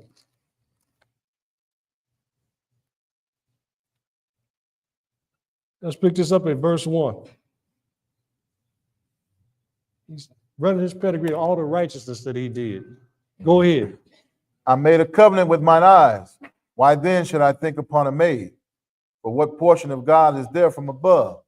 And what inheritance of the Almighty from on high? Is not destruction to the wicked, and a strange punishment to the workers of iniquity? Doth not he see my ways and count all my steps? If I have walked with vanity, or if my foot hath hasted to deceit, let me be weighed in an even balance, that God may know mine integrity. He said, I made a covenant with mine eyes. Why then should I think upon me? He said, I'm not going after another woman. I made a covenant with my eyes. I'm not going to look at women in that light and lust after them and pursue them. I'm going to stay faithful to my wife. Right? He said, is not destruction to the wicked and a strange punishment to the workers of iniquity. The lake of fire is a strange punishment. You got worms eating you and fire, and you're not being burned up or consumed. That's a strange punishment. He said, if my foot has hasted to deceit, if I walk with vanity, let me be weighed in an even balance, that God may know mine integrity. He said, judge me, Lord, if I have done any of these things. Go ahead. 7. If my step have turned out of the way, and mine heart walked after mine eyes, and if any blood hath cleaved to mine hands, then let me sow, and let another eat. Yeah, let my offspring be rooted out. If mine heart have been deceived by a woman, or if I have laid wait at my neighbor's door. I have not coveted my neighbor's wife. I ain't done none of this. Go ahead. Then let my wife grind unto another, and let others bow down upon her. If I've done it, then let somebody have my wife. If I've done any of these things. Go ahead. For this is an heinous crime. Yeah, it is an iniquity to be punished by the judges. For it is a fire that consumeth to destruction, and would root out all mine increase. If I did despise the cause of my manservant or of my maidservant when they contended with me, what then shall I do when God rises up and when he visiteth? What shall I answer him? He said, I didn't despise my servant. If they had a question about something or they brought a cause to me, I didn't dismiss them like, get back to work. Yeah, get back to work. I don't have time to talk about that. He said, if I've done that, then how am I going to answer God? And I'm his servant. Go ahead. Did not he that made me in the womb make him? And did not one fashion us in the womb? If I have withheld the poor from their desire, or have caused the eyes of the widow to fail? He said, I took care of the poor. I've taken care of the widow. Go ahead. Or have eaten my morsel myself alone, and the fatherless have not eaten thereof? I didn't sit up here, eat a sandwich, and I see somebody over here, here fatherless, he's poor, and not say, hey, you want half of this? I haven't eaten my morsel alone. Hey, brother, can you spare me? Get out of here. Right. Go ahead. For from my youth he was brought up with me as with a father, and I have guided her from my mother's womb. If I have seen any perish for want of clothing, or any poor without covering, if his loins have not blessed me, and if he were not warmed with the fleece of my sheep. If I have lifted up my hand against the fatherless, when I saw my help in the gate, then let mine arm fall from my shoulder blade, and mine arm be broken from the bone. For destruction from God was a terror to me. He said, I was afraid of not doing these things because I was afraid of my God. Go ahead. And by reason of his highness, I could not endure. He said, I had to help out. I had to help these people. Because I was afraid of God's judgment if I did not. Go ahead. If I have made gold my hope, or if I've said to the fine gold, thou art my He confidence. said, I didn't trust in riches. The Bible talks about trust not in uncertain riches. Go ahead. If I rejoiced because my wealth was great, and because mine hand had gotten much, if I beheld the sun when it shined, or the moon walking in brightness. I didn't get into no paganism either. I didn't worship other gods. Go ahead. And my heart hath been secretly enticed, or my mouth hath kissed my hand. This also were an iniquity to be punished by the judge, for I should have denied the God that is above. If I rejoiced at the destruction of him that hated me, or lifted up myself when evil found him. He said, I didn't even, rejoice when enemies, people that hated on me. I didn't hate back. People that were looking for my destruction, when something happened to them, I didn't rejoice over it. Go ahead. Neither have I suffered my mouth to sin by wishing a curse to his soul. I didn't even wish that anything bad happened to him. Go ahead. If the men of my tabernacle said not, oh, that we had of his flesh, we cannot be satisfied. So the men that worked in my household, I made sure they were taken care of. They ate it well. They were fed. They didn't have to want for food. Go ahead. The stranger did not lodge in the street. And when it came to the stranger, I opened my doors. Go ahead. But I opened my doors to the traveler. If I cover my transgressions as Adam by hiding mine iniquity in my bosom, did I fear a great multitude, or did the contempt of families terrify me, that I kept silent and went not out of the door? He said, I wasn't afraid of multitudes. When it came to the word of God, I stood up. I wasn't afraid. The contempt of families didn't terrify me. Go ahead. Oh, that one would hear me. Behold, my desire is that the Almighty would answer me, and that mine adversary had written a book. He said, my desire is that the Almighty would answer me, and that mine adversary had written a book. He's calling God his adversary now. Let's go into Job, the 32nd chapter. See, because after Job made his speech, the friends didn't have nothing else to say. Verse 32 and verse 1. Job 32 and verse 1. They didn't push Job to a point that he sinned. Go ahead. So these three men ceased to answer Job, because he was righteous in his own eyes. He became righteous in his own eyes. This was Job's sin. Before he was humble, he got pushed, and then he got to a point where he thought he was more righteous than God. He was righteous in his own eyes. And somebody decided to speak up. Go ahead. Then was kindled the wrath of Elihu, the son of Barachel the Buzite. Barachel the Buzite. The Buzite is from Buz. This was Nahor and Milcah. Nahor was Abraham's brother. And then Nahor had a wife named Milcah, and they had a son named Buz. So this is a descendant of Abraham also. Elihu, the son of Barachel the Buzite. Go ahead. Of the kindred of Ram, against Job was his wrath kindled, because he justified himself rather than God. So he justified himself. He's sitting back looking, saying, I have done nothing wrong. There's no reason for God to do this to me. It's one thing to be afflicted without a cause, but is there a reason for it? See, Job can't see behind. He didn't see what Satan did. He didn't see the Lord invite Satan and say, have you considered my servant Job, that this is a trial? So he justified himself rather than God. Go ahead. Verse 3. Also against his 3 friends was his wrath kindled, because they found no answer and yet had condemned And Job. we saw that throughout. They kept accusing him of something wrong. Found no reason, but they condemned him. Go ahead. Now Elihu had waited till Job had spoken, because they were elder than he. When Elihu saw that there was no answer in the mouth of these 3 men, then his wrath was kindled. And Elihu the son of Barachel the Buzite answered and said, I am young, and you are very old. Wherefore I was afraid, and durst not show you mine opinion.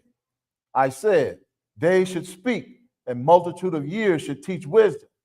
But there is a spirit in man, and the inspiration of the Almighty giveth them understanding. Great men are not always wise, neither do the aged understand judgment. So Elihu made a point here. Great men are not always wise. Man, ain't that the truth? We see, yeah, I was just getting ready to say, everybody's taking words out of my mouth today. We see a lot of presidents and dignitaries that are not wise. Okay. Woo. And don't understand judgment. Go ahead. Verse 10, therefore I said, hearken to me, I also will show mine opinion. So Elihu decides, hey, listen to what I have to say. Let's skip down to Job 33 and go ahead. Verse 1, wherefore Job, I pray thee, hear my speeches and hearken to all my words. Behold, now I have opened my mouth, my tongue hath spoken in my mouth.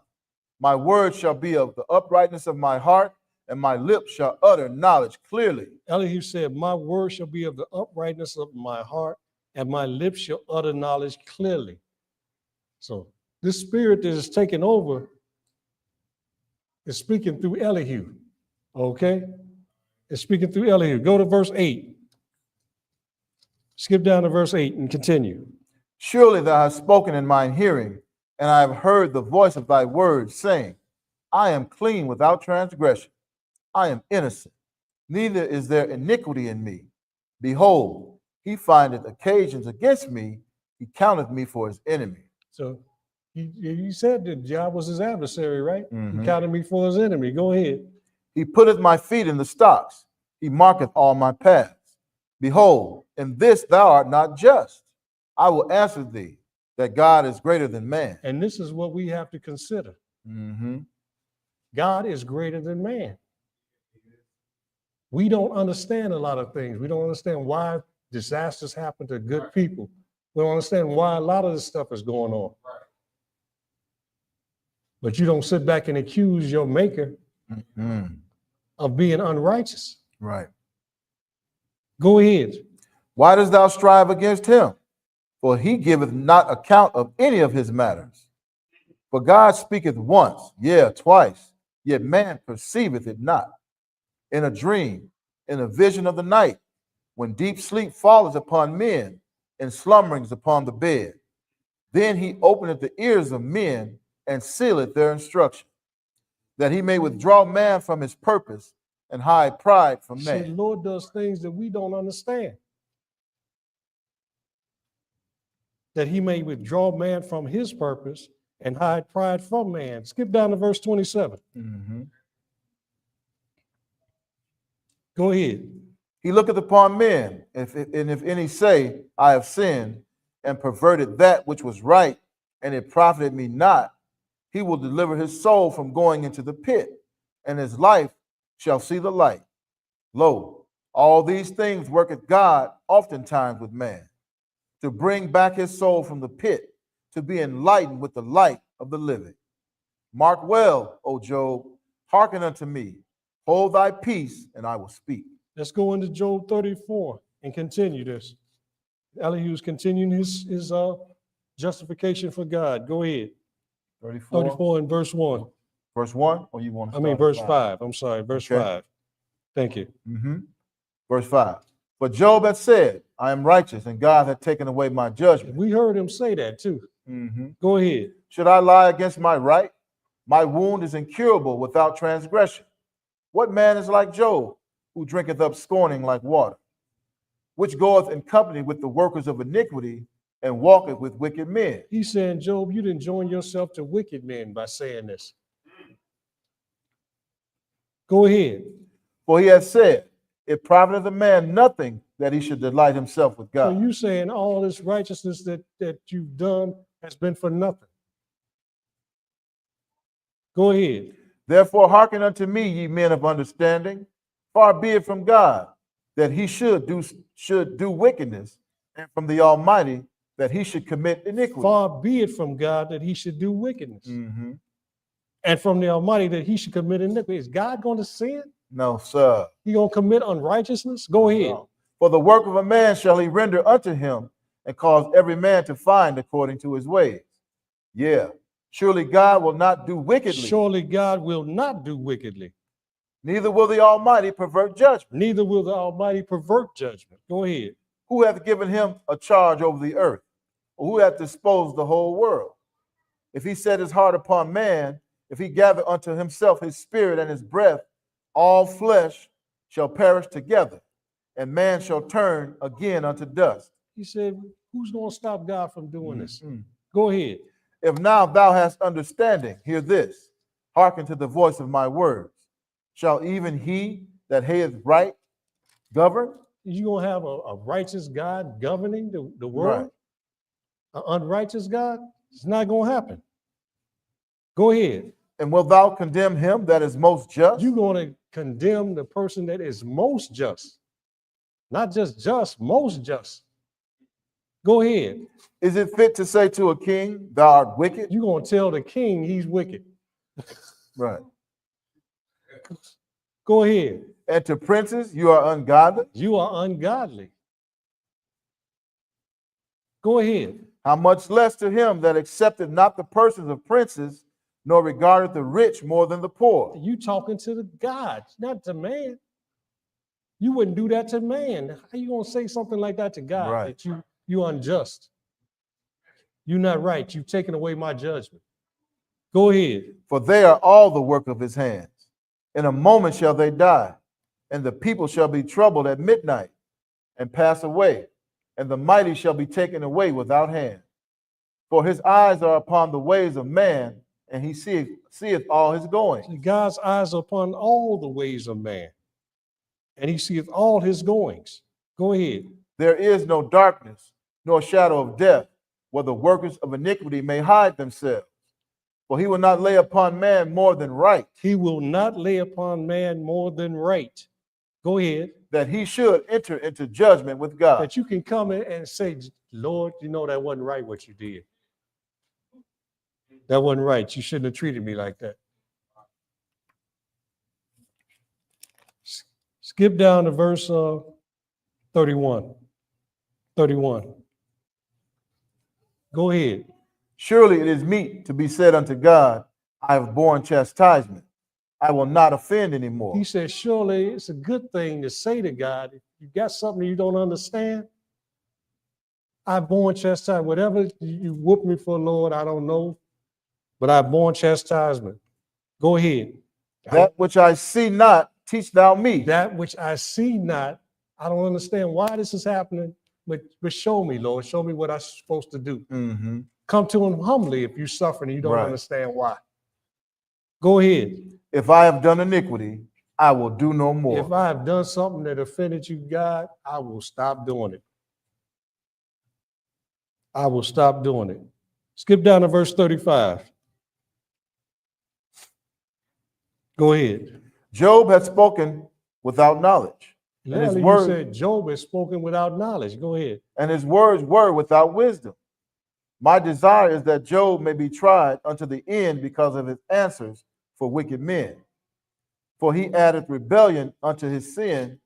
He clappeth his hands among us and multiplied his words against God. He said he added rebellion to his sin. His sin is he thought himself more righteous than God. Now he's rebelling. Let's go into Job 35. Job 35. Let Elihu continue. Job 35. Go ahead. Elihu spake moreover and said, thinkest thou this to be right? that thou saidest my righteousness is more than God's? He said, thinkest thou this to be right, that thou saidest my righteousness is more than God's? That was the central question. Shall man be more just than his maker? Right. Go ahead. For thou saidst, what advantage will it be unto thee, and what profit shall I have if I be cleansed from my sin? I will answer thee and thy companions with thee. He said, I'm going to answer you and your companions. Go ahead. Look unto the heavens and see, and behold the clouds which are higher than thou. If thou sinnest, what doest thou against him? He said, if you commit a sin, what are you doing against God? How have you hurt him? Right. Go ahead. Or if thy transgressions be multiplied, what doest thou unto him? If thou be righteous, what givest thou him? All your righteousness. What are you doing for God? You paying your tithes, you doing all this. What can you possibly give God? And he owns the whole world. Right. Yeah. You got one of them big lotteries, $150 million. And I come in, I say, I made $1.50 today. Let me put that with it. Right. What could he possibly, what is your righteousness to God? Go ahead. Or what receiveth he of thine hand? Thy wickedness may hurt a man as thou art, and thy righteousness may profit the Son of Man. What you're doing amongst men. You're not doing anything for God or to God. Let's go to Job 36. Elihu finished. Go ahead, 36, verse 1. Elihu also proceeded and said, suffer me a little, and I will show thee that I have yet to speak on God's behalf. He said, I got more to say. Go ahead. I will fetch my knowledge from afar, and will ascribe righteousness to my Maker. For truly my word shall not be false. He that is perfect in knowledge is with thee. He that is perfect in knowledge is with thee. So we know what spirit is speaking through Elihu. Mm-hmm. No man is perfect in knowledge. Right. So go ahead. Behold, God is mighty, and despiseth not any. He is mighty in strength and wisdom. He said God is mighty, yet he don't despise nobody. You've seen anybody that's real strong, cocky, they walked in the room and they looking down on folk. You can't touch me, God is mighty and he don't despise nobody. He's humble, Anybody can approach him. Go ahead. 6. He preserveth not the life of the wicked, but giveth right to the poor. He withdraweth not his eyes from the righteous, but with kings are they on the throne. Yeah, he doth establish them forever, and they are exalted. Skip down to verse 17 and continue. But thou hast fulfilled the judgment of the wicked. Judgment and justice take hold on thee. He said, you have fulfilled the judgment of the wicked. And what you've done, Joe, go ahead. Because there is wrath. Beware lest he take thee away with his stroke. Then a great ransom cannot deliver thee. He said, once the Lord take you out and you in your iniquity, ain't nothing going to be able to save you then. He said, beware lest he take thee away with his stroke. He said, you can't be redeemed. What did Ezekiel tell us? If a righteous man died his wickedness, all his righteousness shall not be remembered. Go ahead. 21. Yeah. Skip down to verse 21 and continue. Take heed, regard not iniquity, for this hast thou chosen rather than affliction. He said, take heed, regard not iniquity, for this hast thou chosen rather than affliction. He said, choose rather to be afflicted instead of accusing God of something. Just deal with the affliction. Don't sit back and accuse him of unrighteousness because you afflicted. Right. Go ahead. Behold, God exalted by his power. Who teaches like him? Who hath enjoined him his way? Or who can say, thou hast wrought iniquity? How you going to tell God that you did some sin? You didn't sin. You didn't work iniquity. Let's go and take a look at how Job should have come. Let's go into Genesis 18 chapter. Genesis 18. Let's look at Abraham.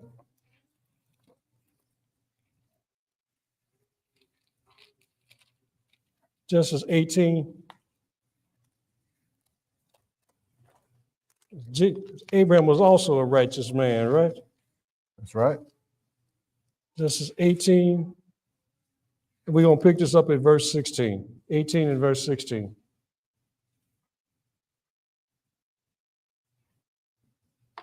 Go ahead. 16, chapter 18 and verse 16. Go ahead. And the men rose up from thence and looked toward Sodom. And Abraham went with them to bring them on the way. And the Lord said, shall I hide from Abraham that thing which I do? Seeing that Abraham shall surely become a great and mighty nation, and all the nations of the earth shall be blessed in him.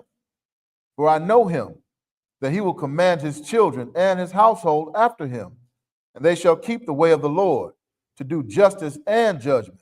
So Abraham was a righteous man. He was taught his children that, right? Go ahead. That the Lord may bring upon Abraham that which he has spoken of him. Go ahead. And the Lord said, because the cry of Sodom and Gomorrah is great, and because their sin is very grievous, I will go down now and see whether they have done altogether according to the cry of it, which is come unto me, and if not, I will know. And the men turned their faces from thence and went toward Sodom, but Abraham stood yet before the Lord. So the Lord is sending the angels down there to take a look at Sodom and destroy it, right? And Abraham is standing before the Lord. Let's see how Abraham approached the Lord. Go ahead. And Abraham drew near and said, will thou also destroy the righteous with the wicked? He asked the Lord, said, will you destroy the righteous with the wicked? Go ahead. Peradventure there be 50 righteous within the city. Will thou also destroy and not spare the place for the 50 righteous that are therein? That be far from thee to do after this manner. He said, that be far from you, Lord, to do after this matter. Go ahead. To slay the righteous with the wicked? To slay the righteous with the wicked? And that the righteous should be as the wicked, that be far from thee. Shall not the judge of all the earth do right? He's asked him, shall not the judge of all the earth do right? Go ahead. And the Lord said, if I find in Sodom 50 righteous within the city, then I will spare all the place for their sakes. And Abraham answered and said, behold now, I have taken upon me to speak unto the Lord, which am but dust and ashes. See how humbly Abraham is talking to the Lord? I've taken unto me to speak to you, but I'm but dust and ashes. Go ahead. Peradventure there shall lack 5 of the 50 righteous. Wilt thou destroy all the city for lack of 5? And he said, if I find there 40 and 5, I will not destroy it. Do you see any accusation here? No, sir. You see Abraham asking the Lord questions. Lord, shall not the judge of the earth do right? He came to the Lord humbly. He eventually talked him down to 10, but the Lord couldn't find 10 in that city. So he delivered Lot. We all know the story. You can go read it. Right. But this is the way Abraham approached the Lord. He came humbly before him. Right? Let's go into Romans 9. Because Paul talked about this too. Romans chapter 9. Romans chapter 9. We're going to pick it up at verse 14.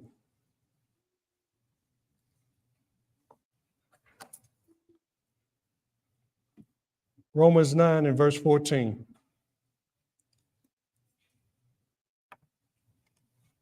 Okay, Brother Marcus, go ahead. What shall we say then? Is there unrighteousness with God? God forbid. Again, is there unrighteousness with God? God forbid. Go ahead. For he said to Moses, I will have mercy on whom I will have mercy, and I will have compassion on whom I will have compassion. He said, I have mercy on whoever I have mercy, and I have compassion on whom I have compassion. Go ahead. So then it is not of him that willeth, nor of him that runneth, but of God that showeth mercy. So it is not how you want things to be or how much work you've done. Him that runneth. How good your commandments you've kept. He says, of God that haveth mercy, that showeth mercy. He decides whether or not. Go ahead. For the scripture saith unto Pharaoh, even for this same purpose have I raised thee up, that I might show my power in thee, and that my name might be declared throughout all the earth. We don't know the purpose of the Lord, why he might establish somebody. Job didn't know that he was being tried. And Satan had said, you know, hey, touch his flesh and his bone, he'll curse you to your face. Mm-hmm. We don't know these things, right? Go ahead. Therefore hath he mercy on whom he will have mercy, and whom he will he harden. He have mercy on whom he will, and whom he will he harden it. Go ahead. Thou wilt say unto me, why doth he yet find fault? You gonna ask, well, why does God find fault if he can do whatever he want to do? Go ahead. For who hath resisted his will? Nay, but, O man, who art thou that repliest against God? Who are we to judge God? We're going to judge what he's doing. Go ahead.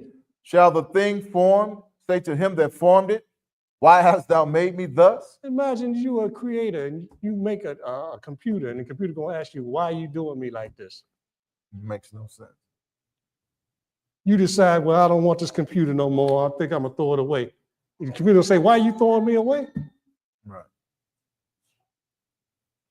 I made you. I can do whatever I want to with you. That's right. Go ahead. 21. Hath not the potter power over the clay, of the same lump to make one vessel unto honor and another unto dishonor? Yeah, you a potter, you making clay. I think I'm gonna make this one real fancy. I'm gonna do this. I'm gonna sit this one in my living room on the shelf. That's why I need a spittoon for somebody to spit in the bar. I'm gonna make another piece for that. Right. You have the power to decide how you make these vessels. You decide what part of the clay is part of the vase and which part you discard. The funny thing is, if you think about it, the Lord has allowed us the choice to be a part of that vessel that's of dishonor. I mean, the vessel of honor, and whether decide whether we're going to be a vessel of honor or a vessel of dishonor by keeping his commandments. Mm. Yeah. We can be a part of that. Mm-hmm. We decide whether we get into the kingdom or not. That's right. Yet he's still working his work. Yeah, yeah. Go ahead. What if God, willing to show his wrath and to make his power known, endured with much long suffering the vessels of wrath fitted to It destruction? said endured with much long suffering the vessels of wrath. We see people prosper and doing well. He said, willing to make his power known, he endured these folk. Go ahead. And that he might make known the riches of his glory on the vessels of mercy, which he had afore prepared unto glory. That he may later show his mercy unto the vessels of glory, right? Mm-hmm. The vessels of mercy, rather. To show his riches. He's doing all this stuff so at the latter end, when he does establish his kingdom, the people understand the riches of his power. Mm. That was 23. Yes, that was it. Let's go back to Job 38. So there's no unrighteousness with God. God forbid. We just don't understand a lot of times why he's doing things. Mm-hmm. Job 38. And Job got his wish. See, after Elihu finished with him, the Lord stepped in. Job ran his pedigree. Now the Lord's going to run his. Job 38, verse 1. Go ahead. Then the Lord answered Job out of the whirlwind and said, who is this that darkeneth counsel by words without knowledge? Who is this that darkeneth counsel by words without knowledge? Go ahead. Gird up now thy loins like a man. Gird up thy loins. You want to talk to me? Okay, partner. Right. Gird up thy loins. Go ahead. For I will demand of thee, and answer thou me. I'm going to ask you some questions. Now you answer me. Go ahead. Where wast thou when I laid the foundation of the earth? Declare, if thou hast Where were understanding. you when I laid the foundation of the earth? Tell me. Right. You got understanding? Right. Go ahead. Who hath laid the measures thereof, if thou knowest? Who laid the measures on the earth? Right. You got all this understanding and knowledge. Go ahead. Or who hath stretched the line upon it? Whereupon are the foundations thereof fastened? Or who laid the cornerstone Who thereof? laid the cornerstone on earth? Which one of the angels did I assign to lay the cornerstone? Tell me, Job. Skip down to verse 12 and read it. Hast thou commanded the morning since thy days, Have you commanded the morning since your days? Go ahead. and caused the day spring to know its place? Are you the one that causes the day to rise, the daylight to appear? Skip down to verse 16. Go ahead. Hast thou entered into the springs of the sea, or hast thou walked in the search of the depth? You know about the deepness of the sea? What's down there, Joe? Tell me. You didn't walk down there and seen everything? Right. Go ahead. Have the gates of death been opened unto thee? Or hast thou seen the doors of the shadow of death? Tell me what happens when people die. Come on, Joe. Talk. Right. Go ahead. Hast thou perceived the breadth of the earth? Declare if thou knowest it all. He said, have you seen the width and the breadth of the earth? Declare it. Have you seen this? Skip down to verse 24 and go ahead. You want 19? Did we read 19? No, sir. Read 19. Where's the way where light dwelleth? Where does light dwell? Go ahead. And as for darkness, where is the place thereof? Where do light and darkness go at when they're gone? Show me where they live at. Skip down to 24 and go ahead. By what way is the light parted, which scattereth the east wind upon the earth? But what way is the light parted that scattered the east wind? Tell me, Joel. You got all this understanding. 28. Verse 28. Go ahead. Hath the rain a father? Does the rain have a father? Where's the rain come from?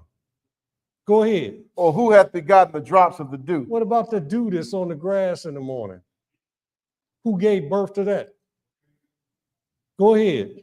Out of whose womb came the ice? Does ice have a mother? Go ahead. And the hoary frost of heaven? Who hath gendered it? Who gave birth to the frost that's in the heavens? Skip down to verse 31 and go ahead. Canst thou bind the sweet influence of Pleiades, or loose the bands of Orion? These constellations that you look up in the sky, who's keeping them up there? Who's keeping them in their orbits? Go ahead. Canst thou bring forth Mazzaroth in his season? Or canst thou guide Arcturus with his sons? These star constellations that you see, can you control those? Can you control them, Job? Go ahead. Knowest thou the ordinance of heaven? Canst thou set the dominion thereof in the earth? Can you make the sun and the moon stand in their places and come up in their orbits? Can you set these things, Job? Go ahead. Canst thou lift up thy voice to the clouds, that abundance of waters may cover thee? Can you command the clouds to rain? Go ahead. Canst thou send lightnings, that they may go and say unto thee, here we are? Can you control lightning? Go on to Job 40. Job chapter 40. Lord's not finished with him. Go ahead. 40 and verse 1. Go ahead. Moreover, the Lord answered Job and said, shall he that contendeth with the Almighty instruct him? You going to tell me what to do? You're going to tell the Lord what to do. You're going to instruct me. You're going to teach me. Go ahead. He that reproveth God, let him answer it. Yeah, you said you would reprove me, right? You would justify yourself, right? You would order your cause. That's what he said. He that reproveth God, answer me. Lord said, answer me.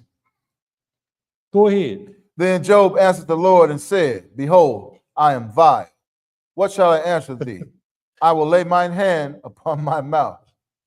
Once have I spoken, but I will not answer. Yeah, twice, but I will proceed no Job further. said, I'm not going to say another word, Lord. He made a lot of sense, didn't Yes, he did. But is the Lord going to let him off the hook? Go ahead. he? Then answered the Lord unto Job out of the whirlwind and said, gird up thy loins now like a man. I will demand of thee and declare thou unto He me. said, no, partner, no, don't. Stand up like a man. Come on. Right. Come on. Go ahead. Wilt thou also disannul my judgment?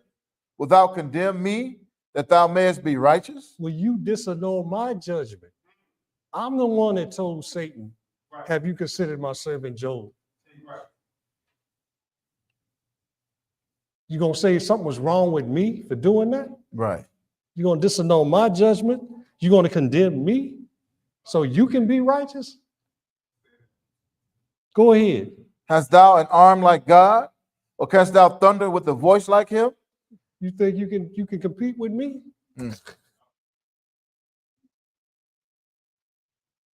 Your arm as big as mine? You got my strength? Don't think so. You got a voice like mine? Go ahead. Deck thyself now with majesty and excellency, and array thyself with glory and beauty. Cast abroad the rage of thy wrath, and behold everyone that is proud and abase him.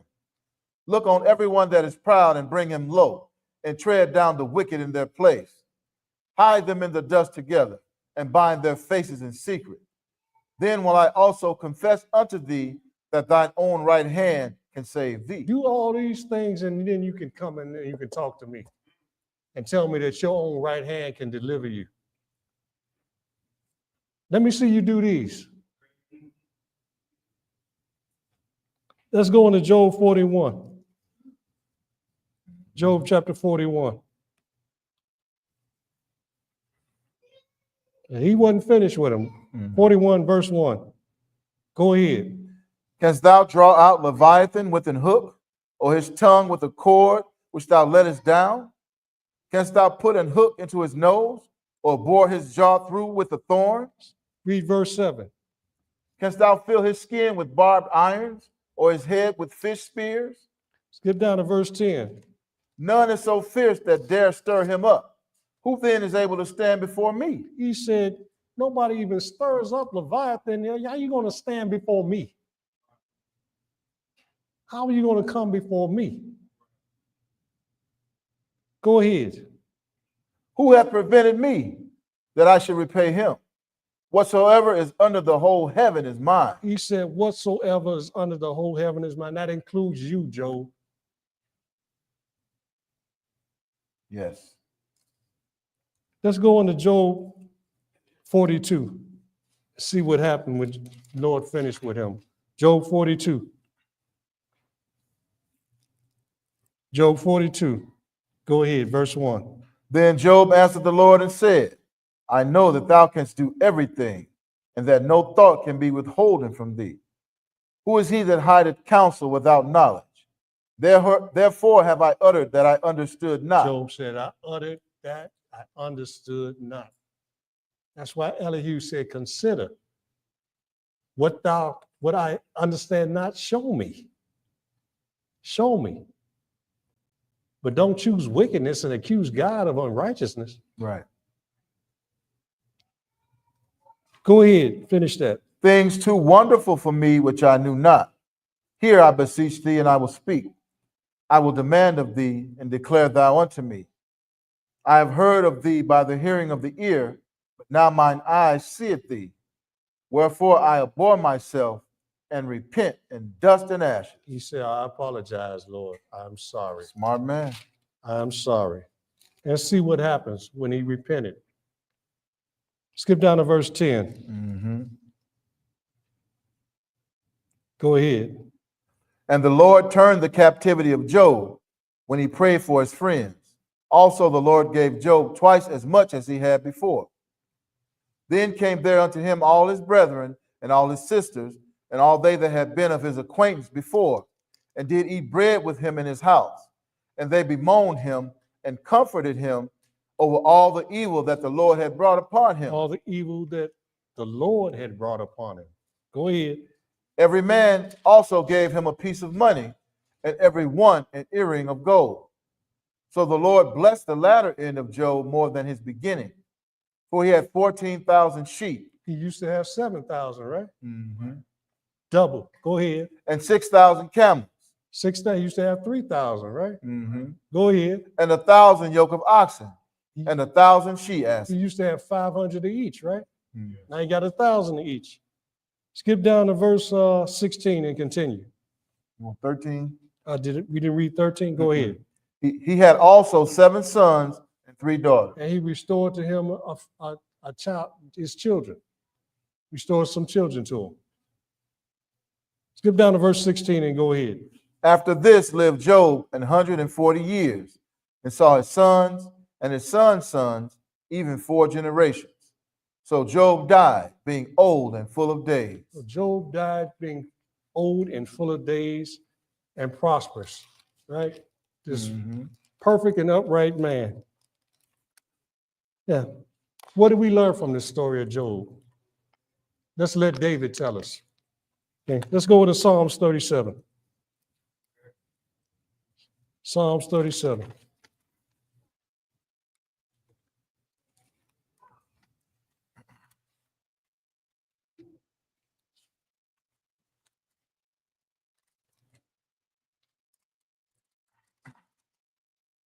We always start at verse 23. Psalms 37 and verse 23. Okay, Brother Marcus.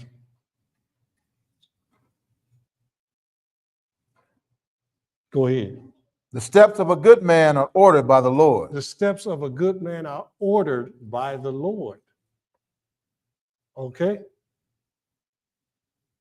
Job talking about ordering his cause. The steps of a good man are ordered by the Lord. Go ahead. And he delighteth in his way. Though he fall, he shall not utterly cast down. Though he fall, he shall not utterly be cast down. Go ahead. For the Lord upholdeth him with his hand. I have been young, and now I'm old. Yet have I not seen the righteous forsaken, nor his seed begging bread. He said, I have been young, and now I am old. Yet have I not seen the righteous forsaken, nor his seed begging bread. And this is what we have to remember if we have in our Job moments. That's right. And things are befalling us, and we're doing right. And we can't see anything that we've done wrong. Just be patient. Yes. Skip down to verse 37 and continue. Mark the perfect man, and behold the upright. What did they say Job was? Perfect and upright. Perfect and upright. David said, notice, pay attention. Behold and watch the perfect man, and behold the upright. And we've been doing that all afternoon. We've been going through that whole story of a perfect and upright man. And what happened? Go ahead. For the end of that man is peace. For the end of that man is peace. What happened with Job? What was his end? That's right. Go ahead. But the transgressors shall be destroyed together. The end of the wicked shall be cut off. The end of the wicked shall be cut off. Even though they prosper now, Right. their end. Go ahead. But the salvation of the righteous is of the Lord. He is their strength in the time of trouble. That's who we depend on when things are That's happening. right. Go ahead. And the Lord shall help them and deliver them. He shall deliver them from the wicked and save them because they trust in him. Let's go to James 5. James 5. And we got one more after that. James chapter 5.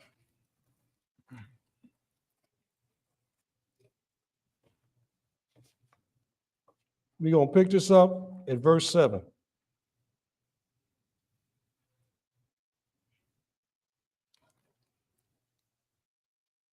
James chapter 5 and verse 7.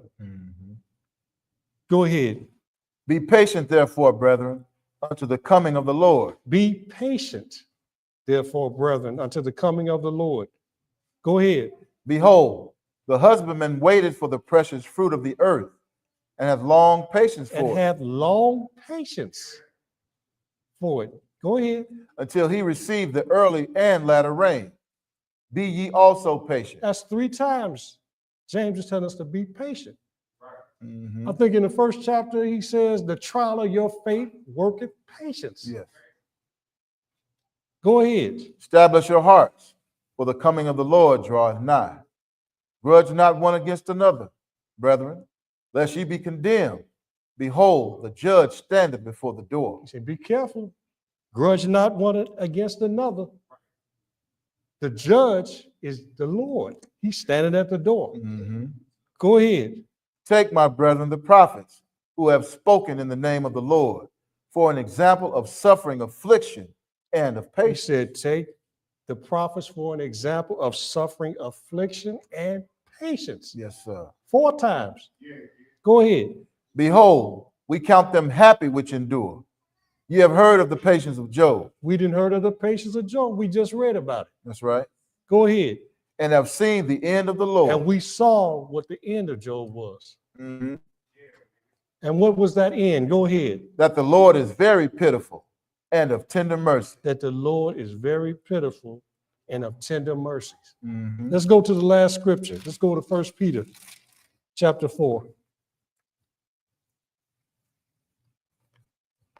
1 Peter chapter 4.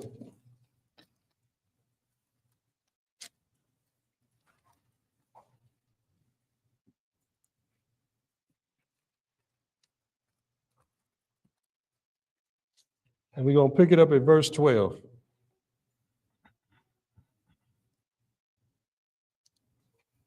Verse 12, go ahead. Beloved, think it not strange concerning the fiery trial which is to try you, as though some strange thing happened unto He you. said, don't think it's strange when stuff happens to you. You're looking at, I've done right. I've done nothing that I can think of. You know, maybe I'm going through a trial. You gotta say that. Maybe the Lord is just inviting Satan. Have you considered my servant Derek? Right. Have you considered my servant Wallace? You know, don't think it's a strange thing. The fiery trial that is to try you, as though some strange thing happened to you. Go ahead, finish that. But rejoice, inasmuch as ye are partakers of Christ's sufferings, that when his glory shall be revealed, you may be glad also with exceeding joy. If you be reproached for the name of Christ, happy are ye, for the Spirit of glory and of God resteth upon you. On their part he is evil spoken of, but on your part he is glorified. You saw that with Job. That's right. Satan speaking evil of Job, and Lord talking about, have you considered my servant? Perfect and upright. Go ahead. But let none of you suffer as a murderer, or as a thief, or as an evildoer, or as a busybody in other men's matters. Yet if any man suffer as a Christian, let him not be ashamed, but let him glorify God on this behalf. For the time is come that judgment must begin at the house of God. And that time has come, people. Yes, sir. That time is come. Go ahead. And if it first begin at us, what shall the end be of them that obey not the gospel What of shall God? the end be? Notice the end Yes, sir. of them that obey not the gospel.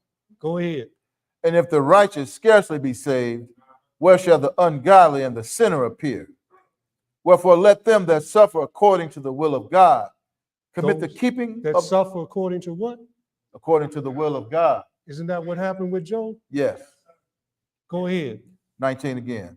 Wherefore let them that suffer according to the will of God commit the keeping of their souls to him in well-doing as unto a faithful creator. If you find yourself in a Job moment, commit the suffering of your soul to him that is a faithful creator. Our Lord Jesus Christ and our God the Father. I thank you for your time. I hope somebody learned something. Do you have any announcements?